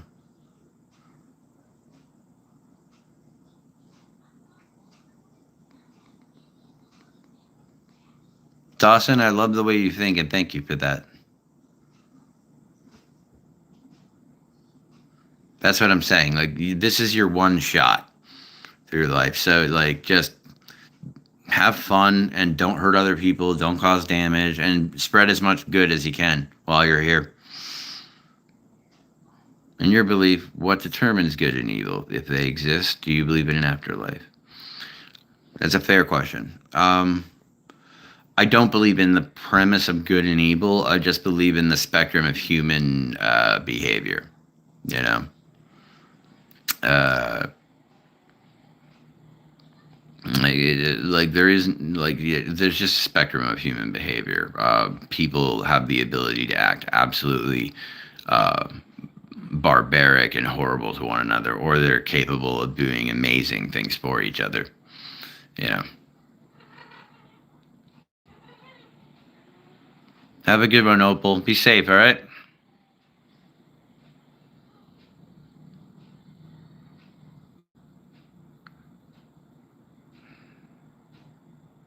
Belief is a conceit. Fuck you to reason. I kind of agree with that. Just because like faith and hope are different. Like faith is something where like you believe with the lack of evidence. Like and hope is something where you're not sure of the outcome, but you base it on previous experiences, what you've seen in life, how you've seen things pan out before, and then you kind of just hope for the best conclusion. So I go with hope over faith. Because it's easy. It's easier to change someone's ideas than it is to change someone's beliefs. That's hard. Beliefs have been ingrained in you since you were a kid, so that's more difficult. Ideas, that's something that people are willing to give more thought to and more time to. And so.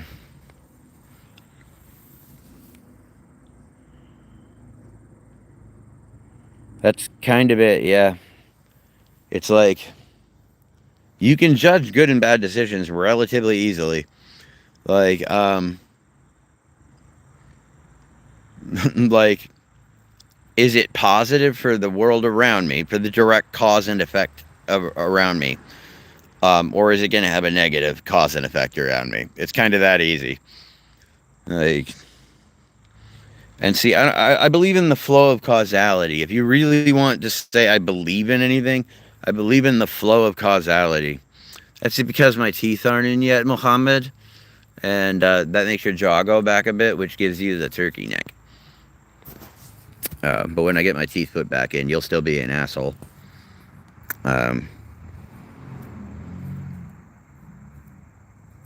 Sure, there's free will. I mean, I have the ability to do whatever the fuck I want at any given time. But, that doesn't mean it was granted to me by some divinistic power. I was given free will because I achieved sentience.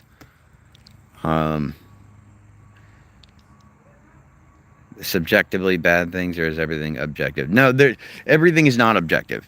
In fact, most things are subjective. So, what I would say is that there are objective things, like the concept of fairness.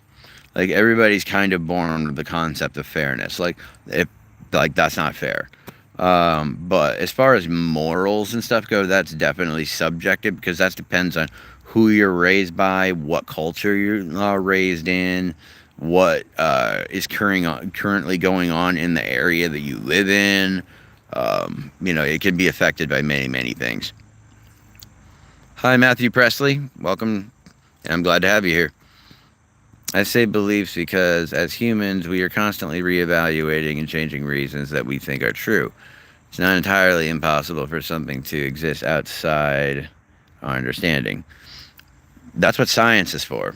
If it's outside our understanding, we have a method, like the scientific method that we all learned in middle school, in order to determine if things are correct or not. Good to see you this morning too, Matt. I'm doing well. Went out and got the cat some kitty food. I'm enjoying my brand new sweatshirt.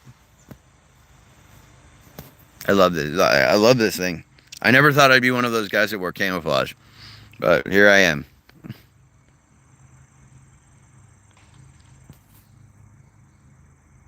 What about scientific determinism, where everything is just a result of chemical reactions starting from the Big Bang? I mean, yeah, that's exactly what it is. It's pinballs and in a paint mixer,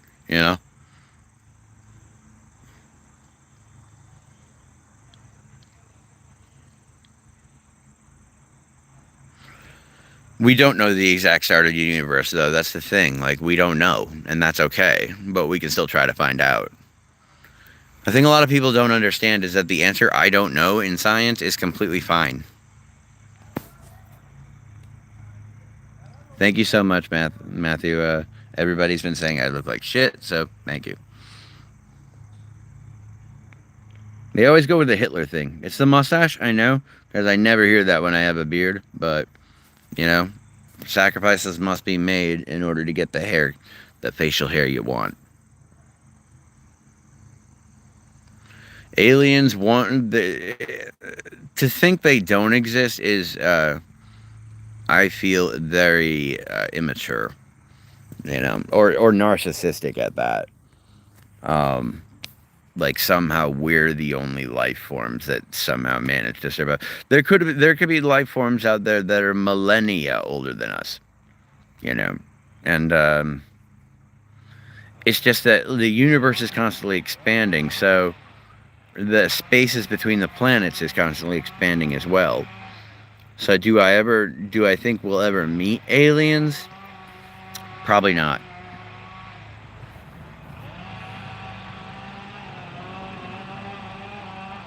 Yeah, now is the only thing that's real.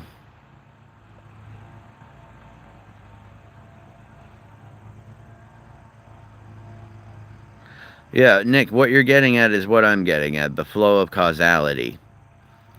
Cause effect, cause effect, cause effect, traced all the way back to the beginning.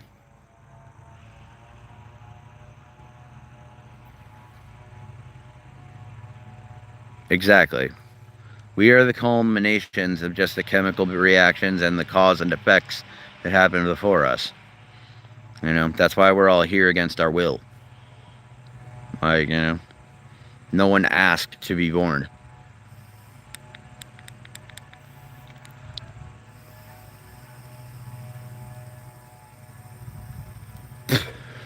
And that's why, like, even though I'm 38 and I, like, want kids, like, I want kids now. I really do. I want to be a dad. I loved the feeling of being a dad when I was, and, and I want it back. Um, uh, of course, I believe in evolution before divine intervention. One's provable and the other is not.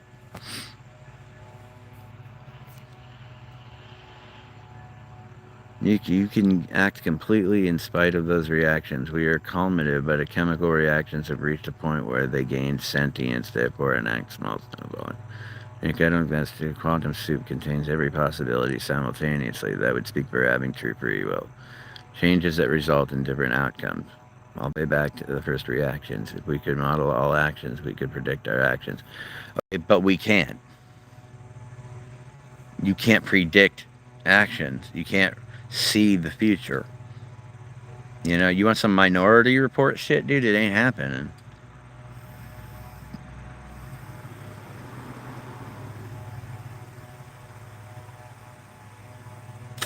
And then it's extremely dangerous because altering the future, like you're not doing anything to change where you came from. Um, if you did change, like go back in time, you can't really predict anything. Honestly, you can have an idea of what's going to happen and be pretty certain of what's going to happen, but like you never really truly know. Like we live in complete chaos, like at all times.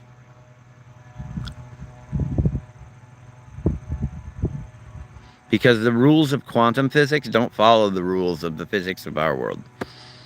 Like you can have one point and have that same point exist in two places at once. Like look up the theory of Everett's quantum mechanics. That's why I believe in the multiverse. Um, I don't think there is any entropy to it, honestly. Maybe I'm thinking of that word wrong, but like just because it's chaos, I don't know.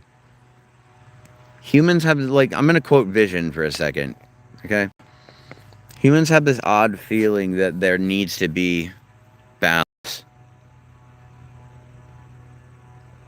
that it's required, you know, and that there needs to be peace or harmony or you know that one has to exist without the other when there's meaning behind all of it and there's like you know both can exist.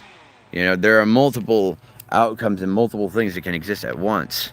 And in the quantum world, the rules change completely. You do have free will, dude. The fact you want to know how I know that because you can affect somebody else's universe. If you walk up and you just punch somebody in the face and break his nose, his universe is now different forever. You chose to do that. That was free will. You didn't have to do that, you know. So that wasn't predestined for you. And if enemy spotted, I don't, but I have a horrible memory. Um, the idea that everything is pre-written, like or predestined, seems silly to me. I know y'all saw Donnie Darko, and now you're thinking, what about that? No, dude. Like the fact that the chaos is the way that it is. I mean, look at the way humans are designed. Like we breathe through the same place we eat. That is a horrible design flaw. Like absolutely terrible. But that's the way that it ended up working because of just the way that the cells formed and the way that it formed from the ape ancestor, the ape-like ancestor that the hominids had.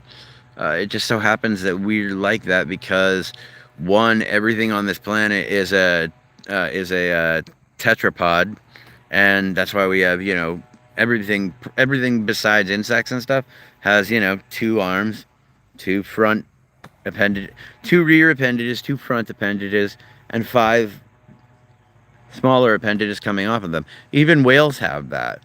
Like so, it's just like there might be another planet, but maybe tetrapods aren't the main thing on that planet. It could be these beings might be made out of gas. They could be made out of light. That kind of things.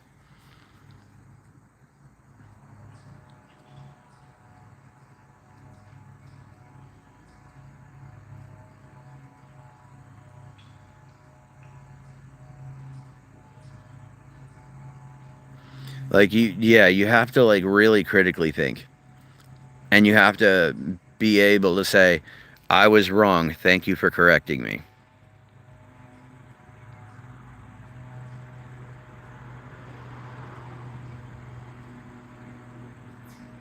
How is my mind depraved, dude? Like crossing life, I want you to tell me right now, please. How is my mind depraved when you don't know me? That's a very big statement to make.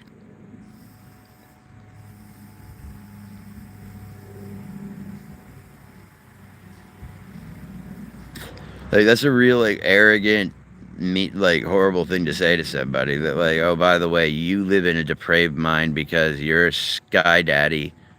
You don't believe in my sky daddy. I'm sorry that I don't, dude, and I'm sorry that offends you so much. But like, look at the hatred that like you guys say that liberals are the hateful ones.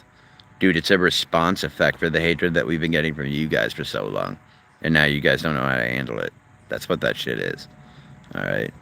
You're like the liberals are so fucking hateful. No, we're fed the fuck up. That's what it is.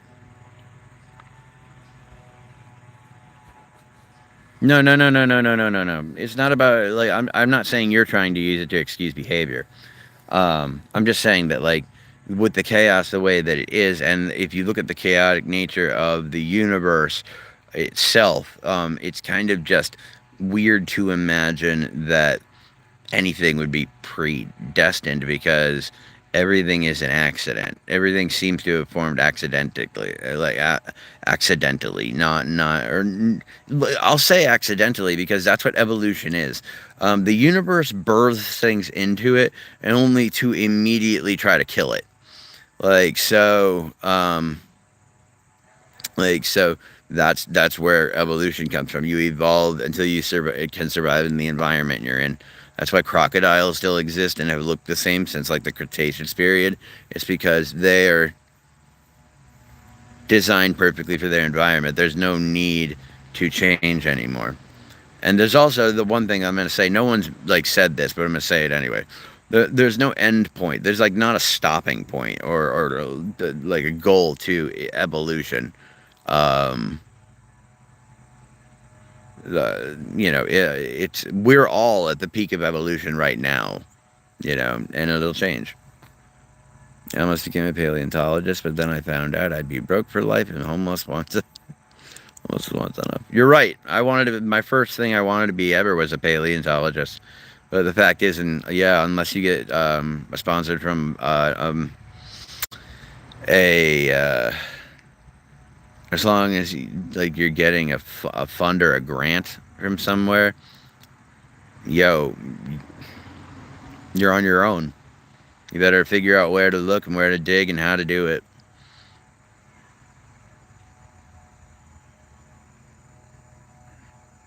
Nick, I think your view on things is pretty good. It's like it follows what I think in the view of causality. I just don't think personally that there is a like a predestination. Like, I don't think so. Like, if everything was written out already, like, then if you want to, like, not you personally. When I say you, I mean uh, everyone in a just whatever. Um, I think that it gives them some comfort to think that there is that's fucking awesome that your son's becoming an archaeologist. I would love to be an archaeologist, or go back into college and while I'm studying psychology, study um, like prehistory and history and stuff like that, so that I can be called to archaeological sites to give my insight into the what they're finding. I would love to do that. I always want a job that's 6 degrees away from the actual one. Like, I would never be a cop, but I would love to be a forensic analysis. Go to the crime scene, try to figure out what happened, shit like that.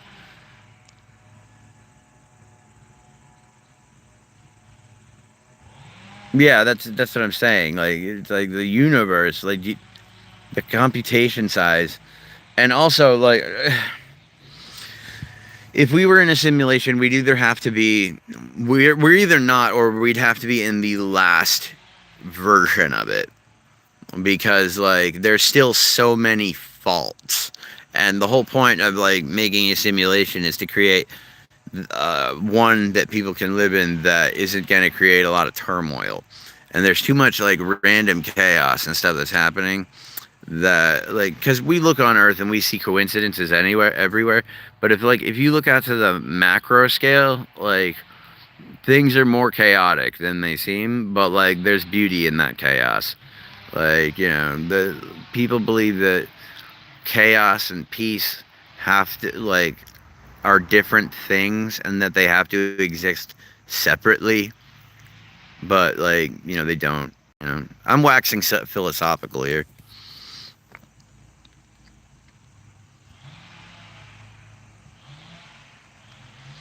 It's also going back into. I'm not sure what you guys are talking about. I'm sorry. I've been wandering. But the thing with time travel too is that you have to determine where the Earth was during that year, and you'd have to know where exactly in space the Earth was during that year in order to get back to it. Otherwise, you're gonna time travel back, and you're gonna be in the dead of space. The Earth so time, and also time travel, we've kind of figured out, you can't travel at the speed of light unless you are light, period. So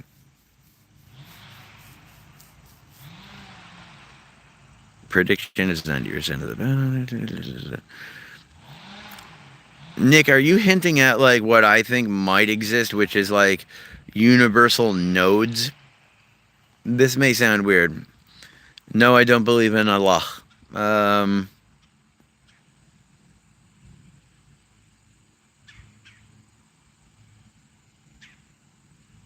That's true.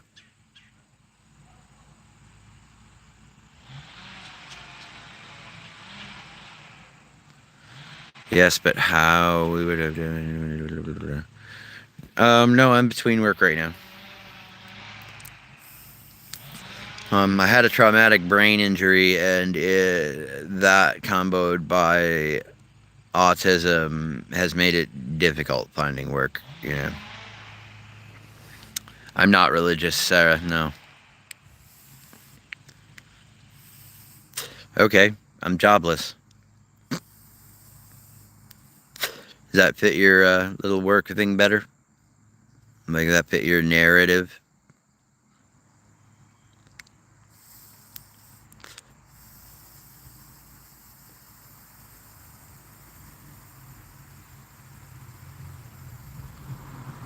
Cool. Glad I could fix that for you. Does me not having a job make my opinions or knowledge any less valid or valuable? Like, oh, you believe that stuff too? Sarah Sinclair, we got a troll here. We got a troll here. Got a comedian. Got a comedian going on right here. We got Amy Schumer up in here.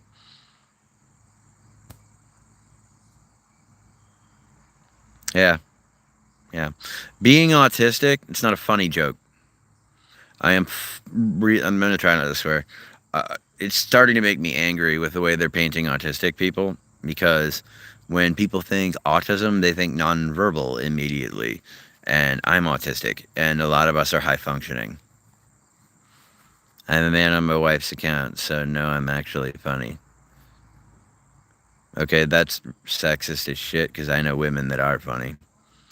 And why are you on your wife's account?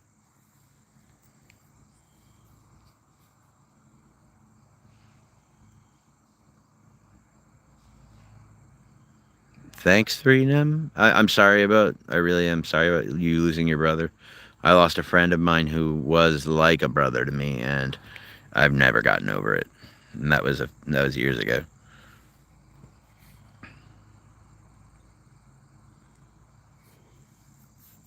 Sean, you're right. The vast majority of comedians are men, and some of the ones that I've seen are not very good. Um, but I don't think that has to do with being female. I think that has to do with just like writing. They're just like like the companies will pick them up for how they look, not how good their jokes are. That happens in men too. Like look at the Rogan sphere, dude.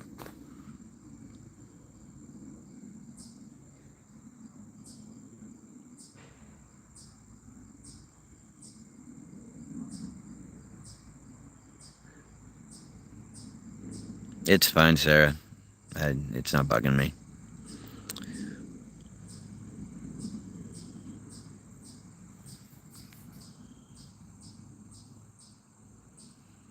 Yeah, you got a point there. I picked Amy Schumer because like she was making just like her jokes were so tacky, but they were hitting for some reason with people. I never thought she was funny.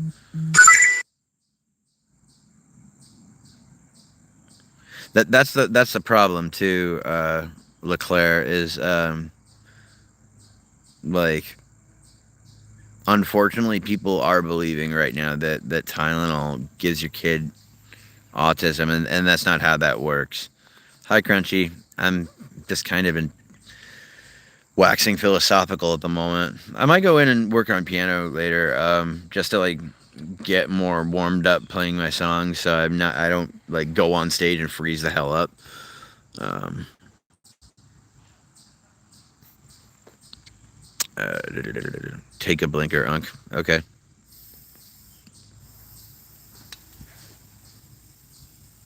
We have been too tolerant. I'll admit that. The hyper left is like I'm left. I'm so left I'm spinning in circles. But I have common sense. Like I have common sense, dude. Like when you tolerate intolerance for too long, the intolerance takes over. And the Dems have been fucking pussies about this whole thing. And I told everybody, but no, they wouldn't listen to me. I'm like, the Dems need to grow some teeth and claws and start throwing some fire back. Because taking the high road used to be seen as the more classy thing to do, and it is, but that's not how the other side sees it. They see it like you take the high road, therefore I won. Like, And so you have to go down to their dum dum level and beat them at that level and embarrass them. And then you can go back up to being, classy. But if they're not going to play by the rules, why the hell should we? Like, Democrats are trying to play by rules in a game that doesn't have any anymore. No one ever should hold dominion over other people, period. And people have the right to exist, you know?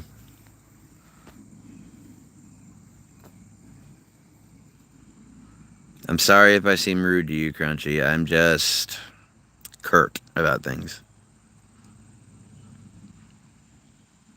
Yeah, I really do like what Gavin Newsom's right now. He gets it. He gets it. He's trolling them, and they're buying it. Like, they buy right into it. Major butt kiss. And you're a Trump supporter. Dude, that I can't... How do you guys... How are you so ironically hilarious? Like, seriously. Guten Tag. Good day.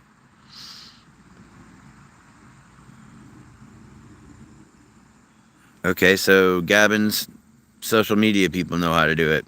That means that he knows who he's hiring.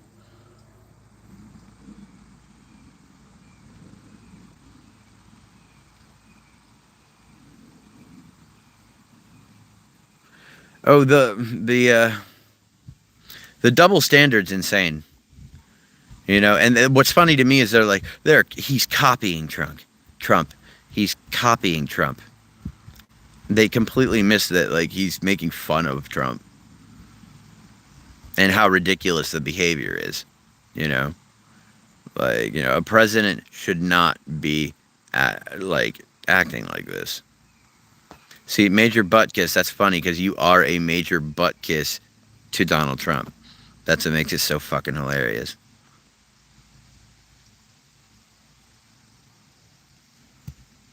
If social media has made homophobic jokes at people, I don't think that's a win.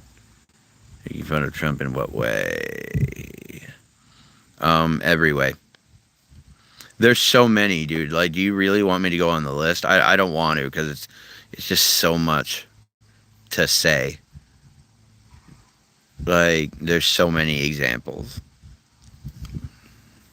And the fact that you can't see them, but kind of tells me that it's not worth, like, bringing up to you.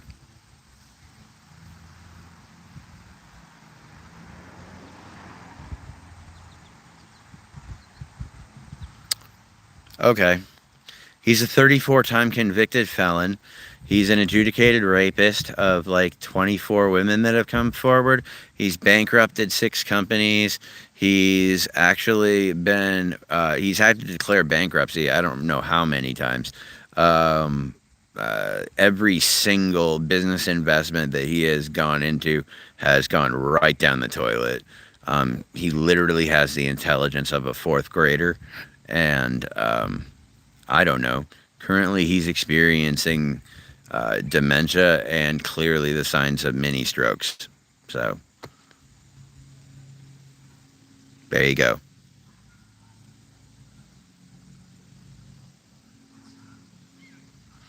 Rape. He was, yeah. And sexual assault. I think Biden had his problems, but I also know that he fixed the shit economy that Trump left us in and left us with one of the better economies that we've seen in the last few decades.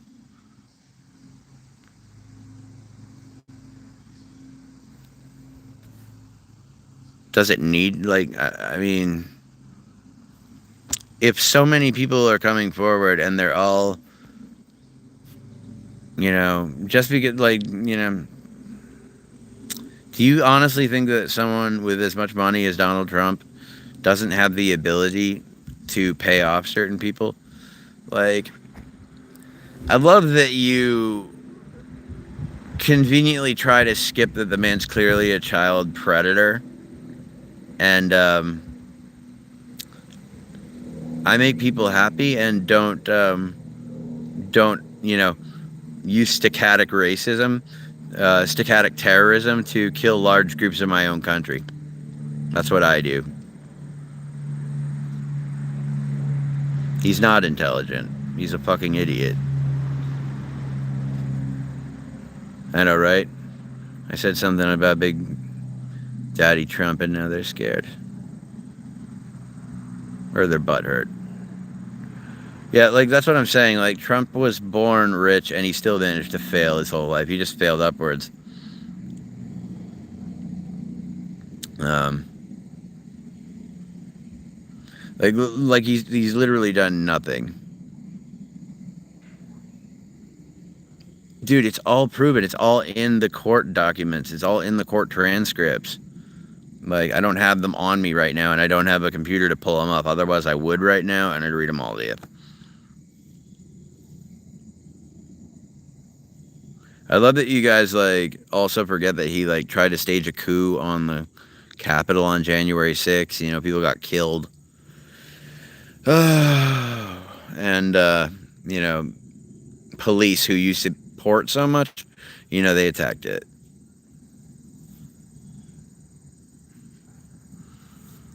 And, you know, he was convicted of 34 counts of, I think it was like there's sexual assault that's in there. There's bribing. There's like a whole mess of other stuff. I could pull up a huge list.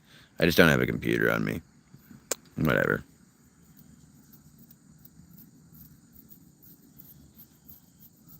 Also, he's like you're ignoring evidence that's right in front of your face, so it's really no point in me telling you.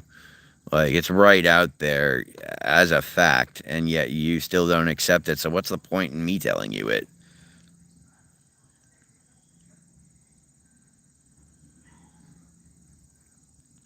Yeah, what about that whole Epstein thing, Major Butkus?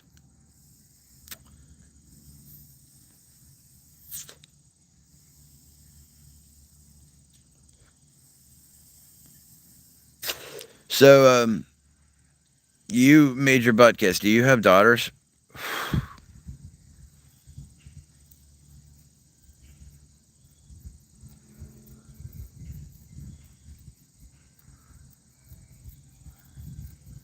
I can tell. You're never going to either. With the attitude that you have and like the brain power that you're never going to have kids either.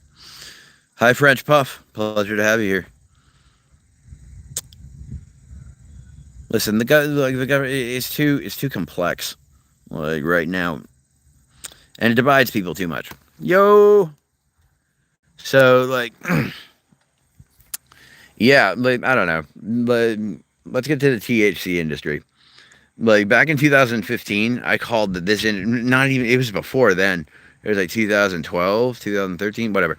I called that this industry was going to be like huge. I was like, you know, like I should put my money into the cannabis industry. And like I should have. I really should have because it really took off exactly like I thought it would. And unfortunately I didn't pull the trigger when I should have, you know. I'd have way more money now. I wouldn't have to worry about stuff. But like with the economy going the way it's going, I still think there's like if you invest in the correct places that you still have a pretty good chance of accruing some debt or accruing some money. I'm sorry. Also, putting it in a trust fund or a CD payment is good because then they accrue interest over time, and like then you can have I spend it on crack, dude. Get it right.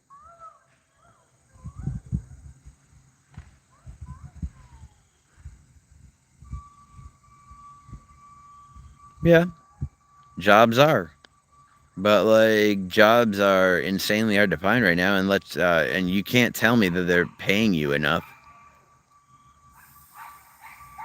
I put in 62 applications. I don't even hear um, anything back from anybody.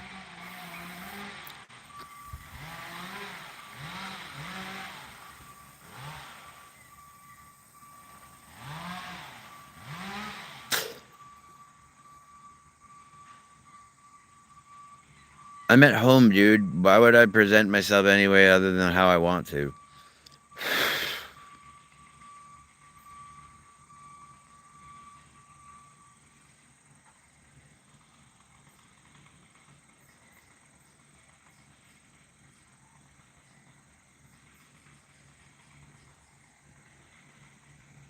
Abstein thing. Okay, what about it? Well, it's hard work when being exploited. I don't know. Present yourself. It's called Cherry Rush.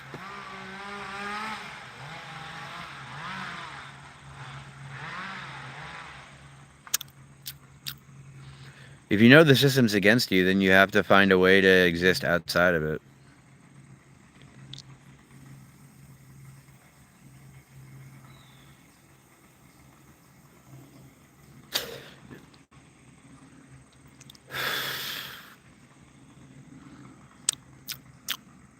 It's a flower? I didn't know that. That's cool.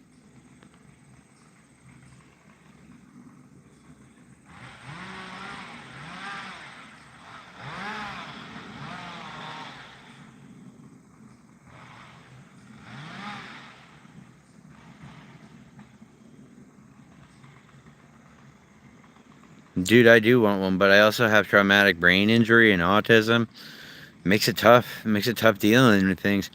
I mean, right now I've got a what is it? I've got a wow. I've got an interview with for being a teacher's assistant for autistic kids K through 12.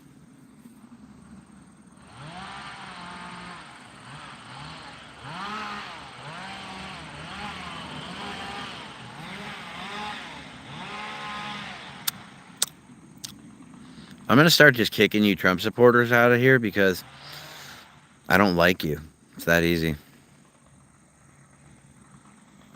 You're bringing the whole vibe down. We're having a good time, having a good conversation, but all you got is venom to spit, which shows me that you're sad. And you say you're overweight and stuff like that. So I imagine, just dude, just like I don't imagine the best view of you. You know. That I've replied with facts like so many times, and you still keep saying, you can't name any facts. You can't name any facts. You can't name any fact. You keep saying that. Like, whatever, man.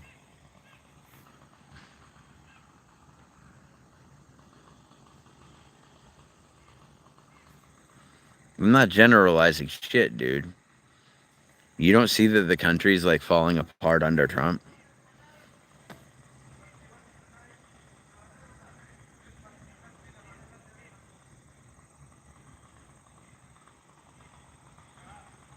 I'm not tolerant to the right, man. I just have certain.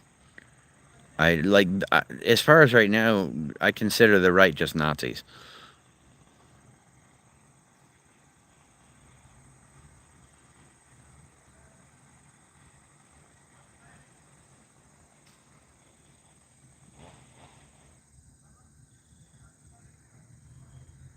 I can't be specific right now. I don't have the info right in front of me.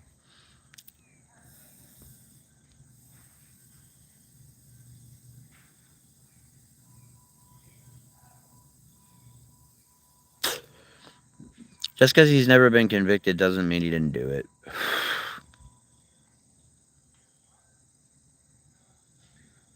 Oh, what my people's problem is?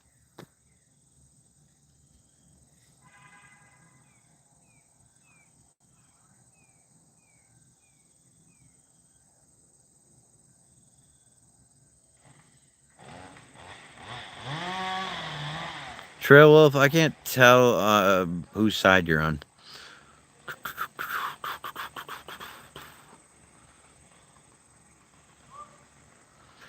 Yeah, that's the one. That's the one. The Gene Carroll case. He got convicted in that.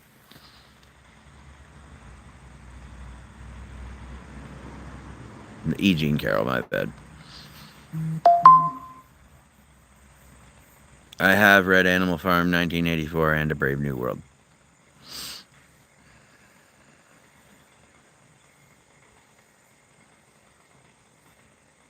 It's not because they think differently than me, man. It's because they're literally following Nazi principles.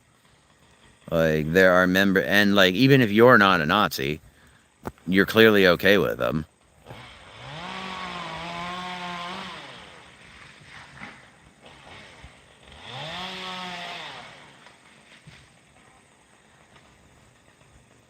You see, you say that, but all of the things that the MAGA movement espouses is hardcore anti-American values.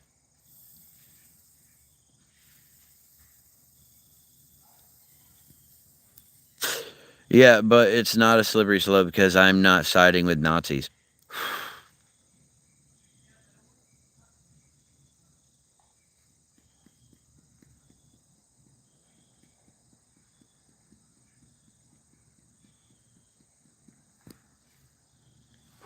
You think it means nothing, but looking around at what's going to happen and like troops being talked about sent into cities and stuff.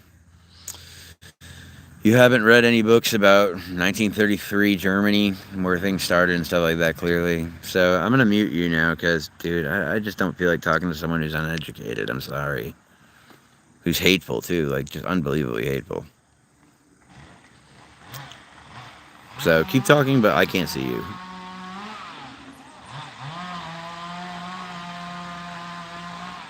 California Republic Tony, go fuck yourself. You brainwashed little cunt.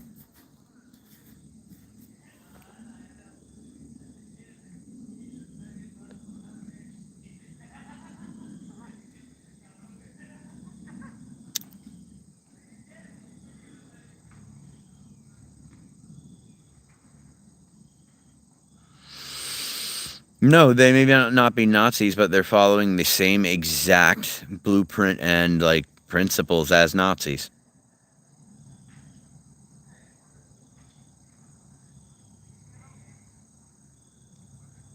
Trailwolf, I personally couldn't give less of a fuck what you did with your life.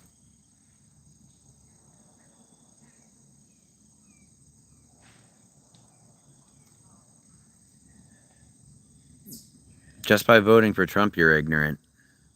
You're okay with people getting deported, with children with cancer getting deported, and even if you're not a Nazi, you're clearly cool with their ideology. So I'm going to hide you from this channel now. Bye-bye.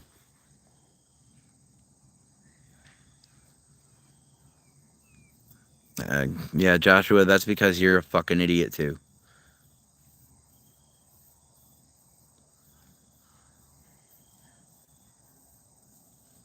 The fact that you can look at like the current like situation of what's going on in America and say I don't think this person's ignorant for agreeing with MAGA just shows where you've been. I'm sorry, dude. No. I don't have the patience for someone who's going to give someone who is clearly espousing views that do nothing but bring out hatred. I'm not putting up with that shit, like, at all.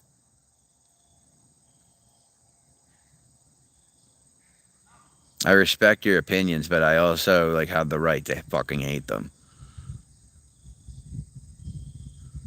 You know, and I'm sorry, like if you're even if you're not like even if you don't consider yourself MAGA, like if you voted for Donald Trump, he told you he was gonna slash healthcare. He told you he was gonna like hurt the country, and you still voted for him. Like it seems that like people were so goddamn afraid of having a female president who is a person of color that they voted for a 34-time convicted felon to put in the strongest seat in the country. Yes, I'm calling you Nazis, dude. You know how many other people are? Half the country's calling you guys Nazis. And I'm not gonna stop calling you Nazis. And I know exactly what it means calling you Nazis. He's not the better choice. That's the fucking hard part. You guys are all gonna feel the crunch eventually, which is really hilarious. Like, you think that you got a seat at the table. You think you got a seat at the big boys' table.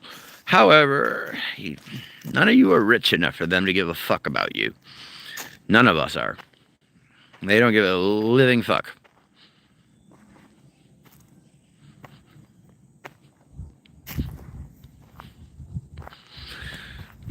well, you're still not going to get treated well. You're going to get treated just like everybody else. You're going to get treated like a farm animal.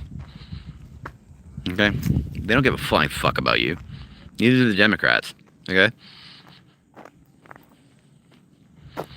Andrew Tate, you're so gay for me. It's amazing. You want my cock so bad. Like, can we talk about something like painting or music or fucking anything? You know what's like depressing to me? Is that like all of our favorite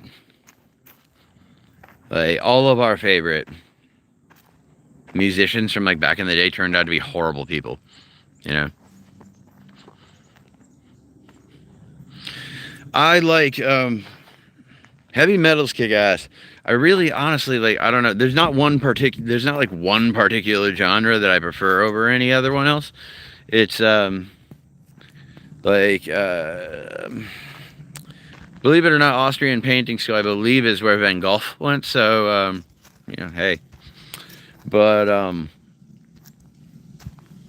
yeah, it's hard. I can't pick a genre. I guess post grunge would be like one of my favorites. You know, like Bush and stuff like that. Like, so I'd say post grunge. It'd probably be my favorite. Anything post really, because it has you know, it has that spacey like psychedelic sound to it. So yeah, basically I listen to pretty much every genre, because like a good song is a good song. Doesn't matter what genre it's in. Like I can't deny when a song's just a good song.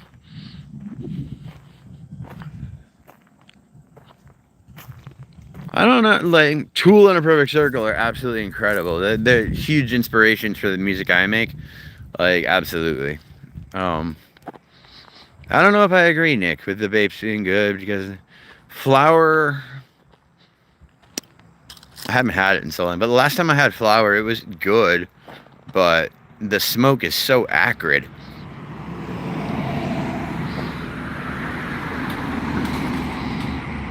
Yeah, you're right, Sean. Yeah, like no one cared.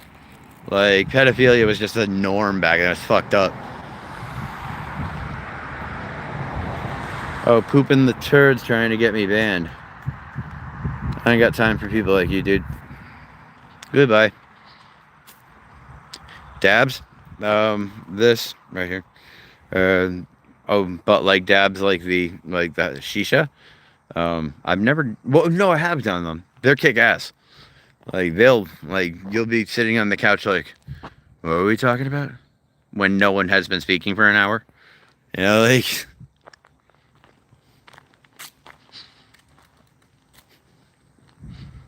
Yeah, the flower smoke is just so acrid.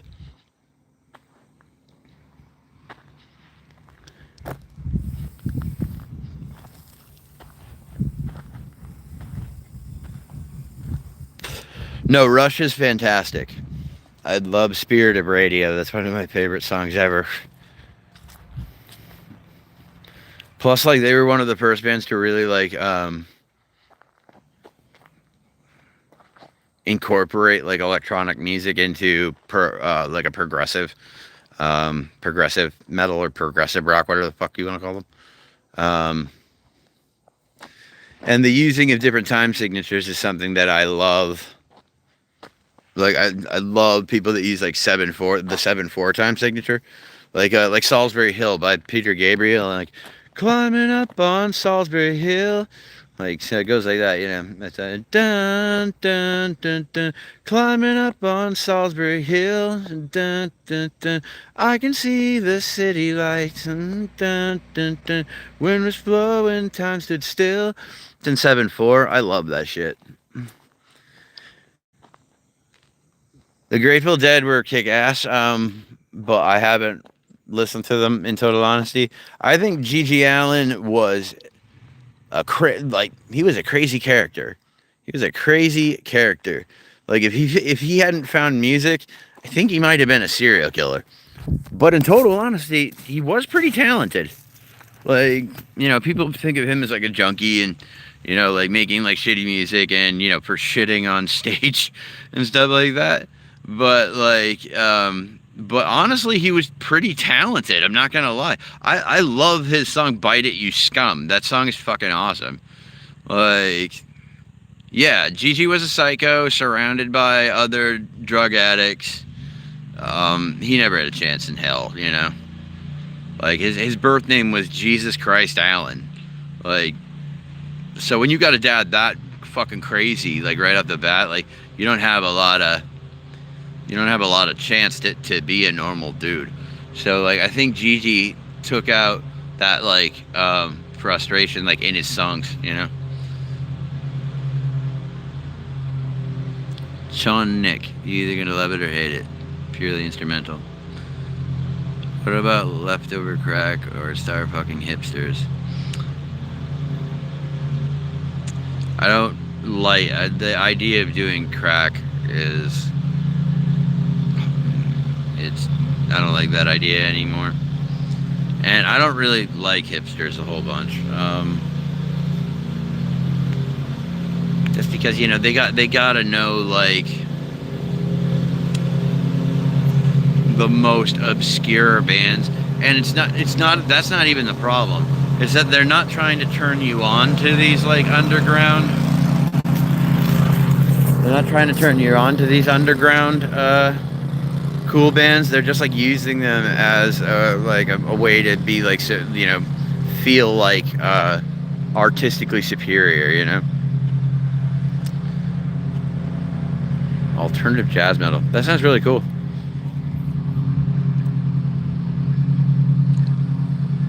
Oh, Leftover Crack's a band. Okay. With a name like that, I'll check them out. Hell yeah.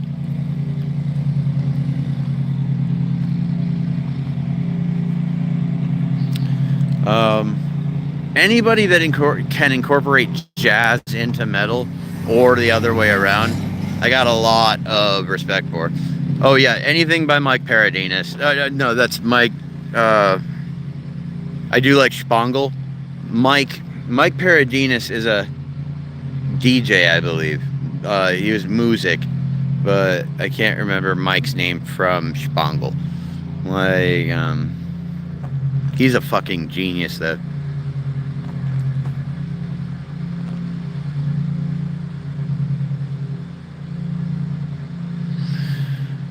Right now, I don't make money, man. There's nothing separating me from the guy on the street.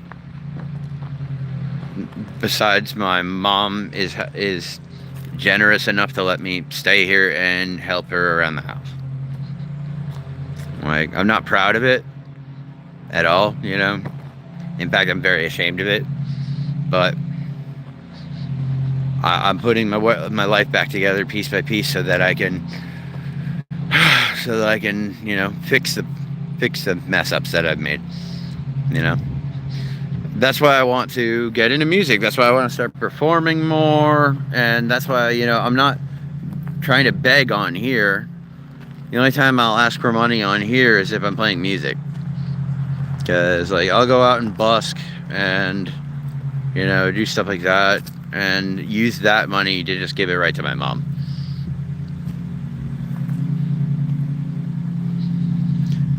I would love to become a tattoo artist, Andrew.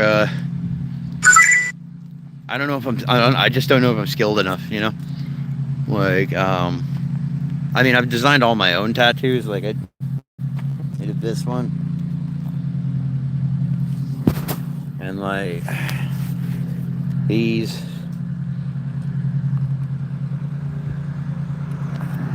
You know, I designed all those, but, like, you know, I blacked out my right arm because I found out I was part indigenous, you know. So I wanted to kind of throw a tribute to that.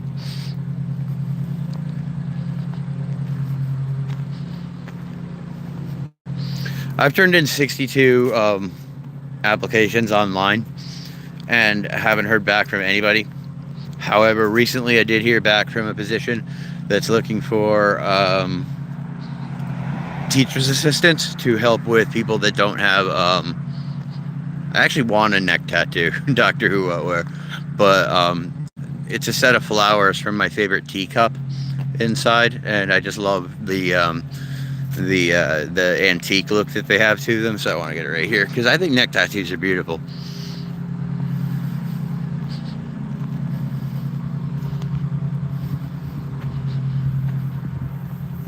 Yeah, that is a problem.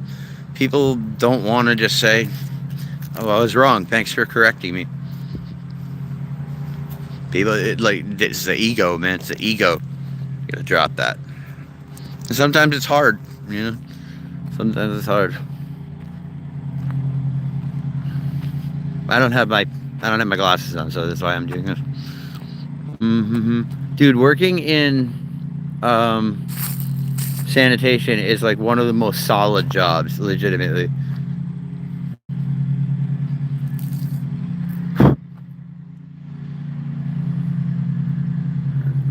It's also part of like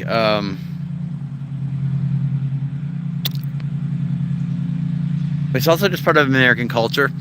American culture has always said like be an individual, be yourself, and like have, you know, don't be ashamed of it. And unfortunately, like kids took that too seriously.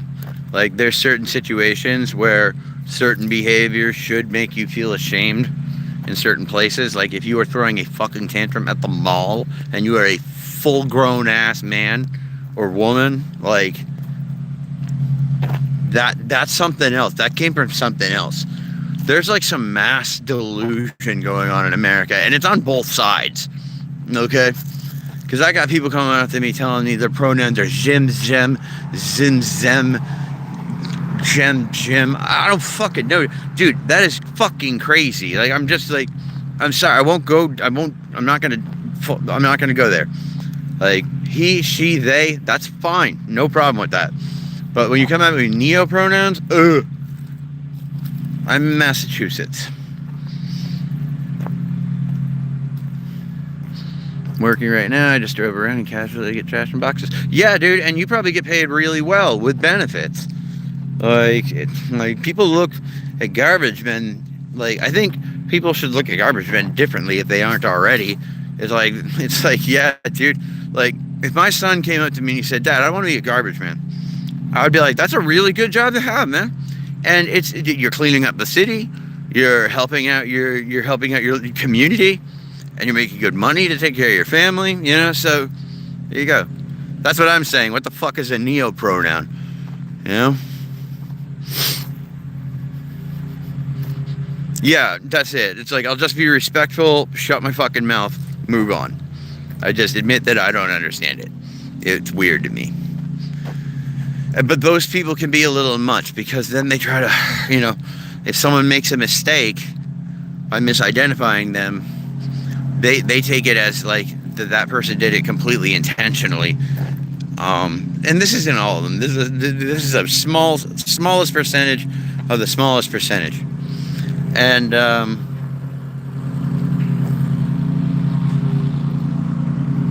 but some of them can be way too fucking pushy. And, you know, they don't realize that, like, even just the LGBT community had to work for like 50 years to get accepted by the mainstream community, and they're still not completely accepted. And like, members of the TQ community want all that change right away and that understanding right away, and it takes time. $12.35 an hour, which is decent in my location, but I make 120 every 2 weeks, so it ends up being decent. Not working. Dude, no offense, but it sounds like you're being fucked by your job. Like, they should be paying you way more. They should be paying you like 25. You should be making 60 grand a year. I know what a sociopath is. A locksmith's a good job. That works too, Sean Fink. You know, just call them by their name.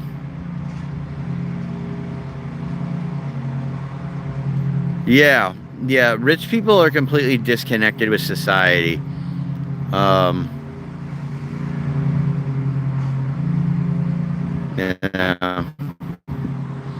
Yeah, that's completely right. Like, absolutely. They will legitimately enjoy making someone's life more difficult by cutting, by putting extra pressure on them, by creating a hostile work environment, by constantly breathing down your throat. That happened to me when I worked at Guitar Center. They were looking for reasons to get rid of me, just looking for reasons. So they would, I would clean up the whole department, make sure that all the keyboards were demoable, because who in the fuck is gonna buy a keyboard that you can't demo? Like, ugh. Like, but anyway, after doing all that for, say, an hour, 2 hours, I'd sit down for 5 minutes behind the counter with no customers in there. Suddenly, we called him Texas because he's from Texas. Suddenly, he comes in. Why are you just sitting around? Motherfucker, because I've been working. And there ain't nobody in here. If a customer comes into the pro audio department, I will stand up and say, hey, how you doing? This kid was one of those kids that he was a cool kid to work with. And then as soon as he got a job as a manager, he was a fucking prick. Just an absolute prick. And being in, I was in a different mind state back then. Like nowadays I would have called them out on that bullshit. Like I would have been like, yo, what's your fucking deal, dude? Like, what's your problem? I know you're trying to get me to leave. I know you are trying to get me to, wow, that is wicked low. Holy crap, Sarah. Like, but like, I would have said like, what you are doing is illegal. Like, you are creating a hostile work environment and putting unnecessary pressure on me. This is what's known as a retaliatory firing. I am walking in circles. And the minimum is, I think it's like $775, $745. But like, that's what I would have told them now. I would have been like, what you're creating is, like you're putting pressure on me to try to get me to quit, to try to find any excuse to fire me or some shit like that. So that's what's known as a retaliatory firing. So I got there one day, my shift was 9 o'clock, and I walked in, and by the time I got to the clock, it was 9:02. So I swiped in, and they fired me that day for being late.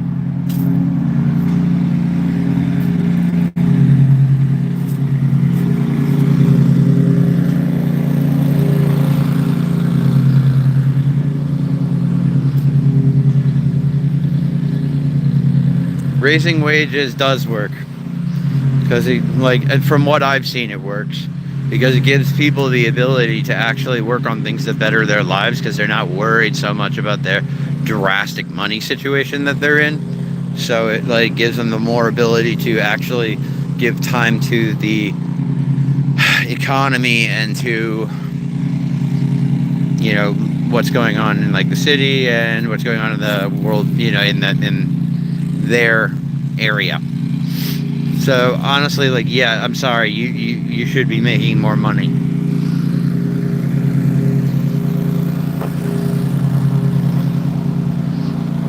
You should contact the Better Bureau of Businesses and tell them that they're withholding your money. Because they'll listen to the Better Bureau, because the Better Bureau can shut them down. And you're right, the bosses don't fucking care at all. I feel the same way, Hector Gomez. I feel like no one gets me at all. And that's why I play music. I know that a couple people get me, and I believe that people have the ability to get me. Get me. So, I just be me and play music and be as nice as I can, and hopefully then people will get to talking, we'll get to know each other, and there you go. You know how crazy that is? I explained that, like just like not to you guys, but like just in general, like, because like it's that hard nowadays to just go up and talk to somebody, like, because you don't know what's gonna happen. Like, it's crazy. You can walk up to somebody, and it could be, I'm just not interested in dating right now. Fine. Or you could walk up, and it could be like, oh my god, you creep, get the hell away from me. So it's fucking, like, I don't know, man. It's like the positives and the negatives are not, they're not balanced the right way.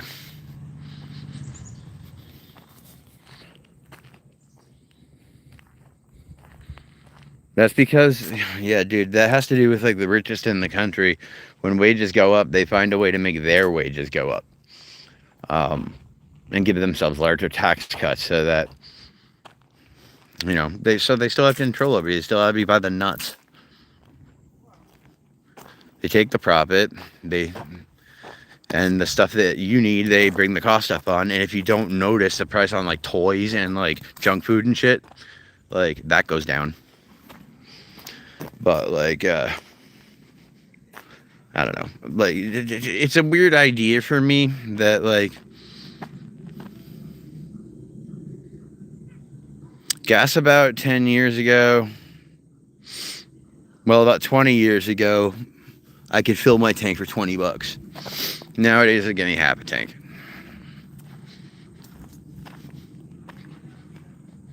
I think Elon. No, I mean, like the Saudis have already. They're already trillionaires.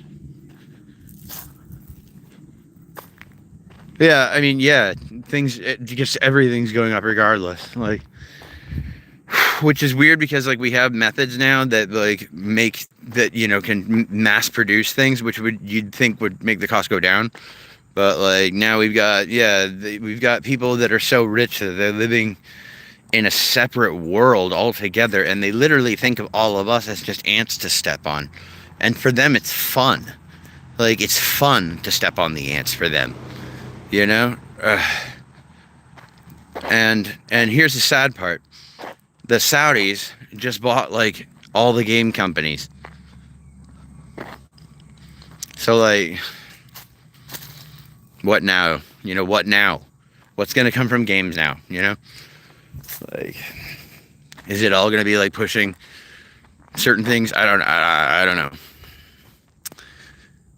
You ever talk to one of those wealthy people? Do you know that they think the way I'm... Sean, why do you always think I'm assuming things? No, I have eyes and ears, and they're all over the internet, and I can see the way they live their lives, and I have a brain that works. That's how I know that. Why do you think that they're your friends?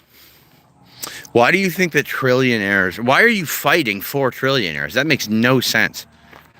Like, you would, like... You would be on the side of someone who wouldn't give a shit, dude, if you died tomorrow.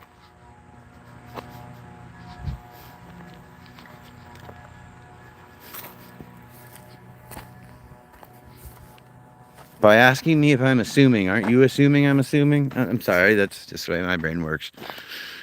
Hi, Sherry. Sean, you're all over the place, though. Like, one second you're arguing, like, for stuff with MAGA, and then the next second you're talking about things that make sense, and it's just like, dude, you are all over the place. I can't get a fucking beat on you.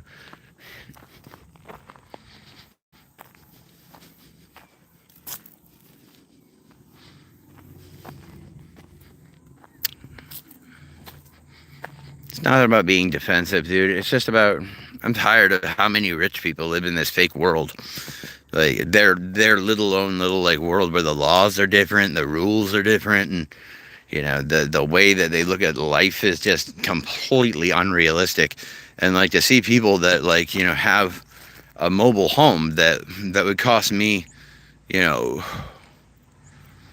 probably half the money I got for my house, like and they call it a shit box, and I'm like, that's a shit box? I'm like, I'll take it. I'll take your shit box right off your hands.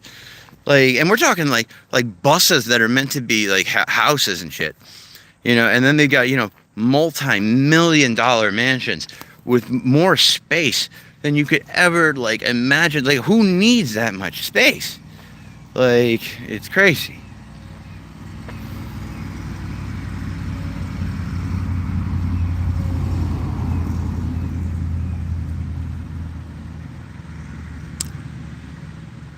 Yeah, I went to private school from 2nd through 5th grade. Rich kids suck, dude. Like, rich kids are the fucking worst. Like, legitimately, like, they're so out of touch that it's insulting. You know, you you can't help but feel insulted by it because they'll be complaining about my caviar is not good enough. You know, I didn't get enough cheese on my. You know, I didn't get my $1,200 steak cooked correctly. You know, so it's like, dude, shut up. Like, I've seen people like cook a steak on a grill, like not a grill, like a radiator, and like fucking eat that shit. Like, or a one of those like like those like little mini ovens that you put them in, like.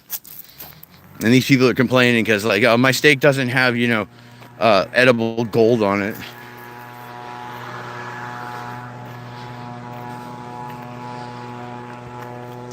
That's absolutely right, Leclerc. You know, you've got someone living in a $32 million mansion, and then literally, like, right down the block, there's a guy begging for scraps living out of a tent. It doesn't make sense to me. If I had fuck you money, if I had like that kind of money, I would just be donating all the time.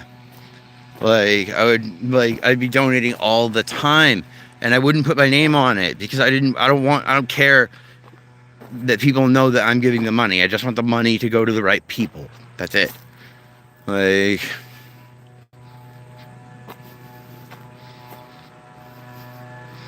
socialism is currently working in the Netherlands, France, Belgium. Let's see. I said the Netherlands. Holland, Sweden, Norway. It's working in a lot of places, friend.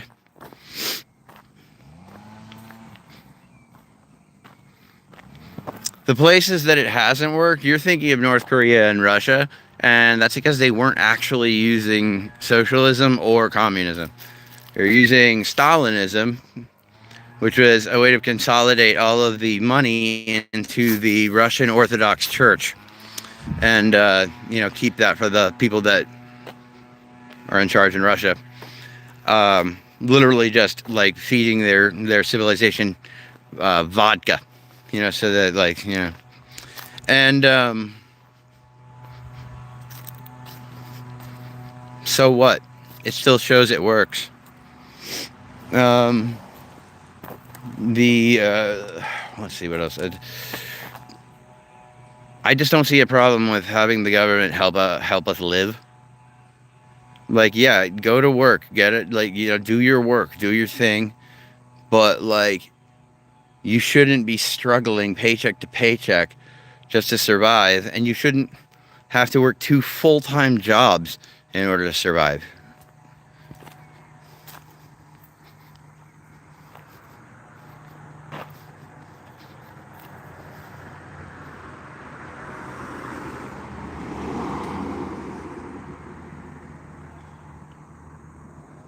I don't know if that's true or not, so Texas Pete, I don't know what you're talking about. Make better decisions? Who are you, dude? Like, make better decisions? I am. I'm getting a job, I'm working out, I'm losing weight, I'm feeling better.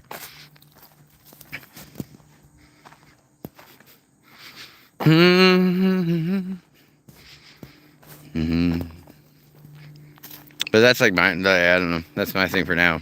I'm gonna drop chat and watch some YouTube for a bit. I need to sit down and relax.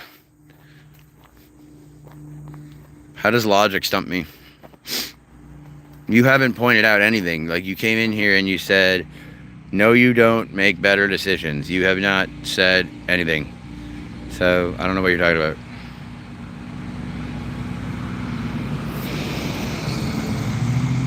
That's the problem, though, like, Sean. Like, you used to be able to do that without the government holding your hand.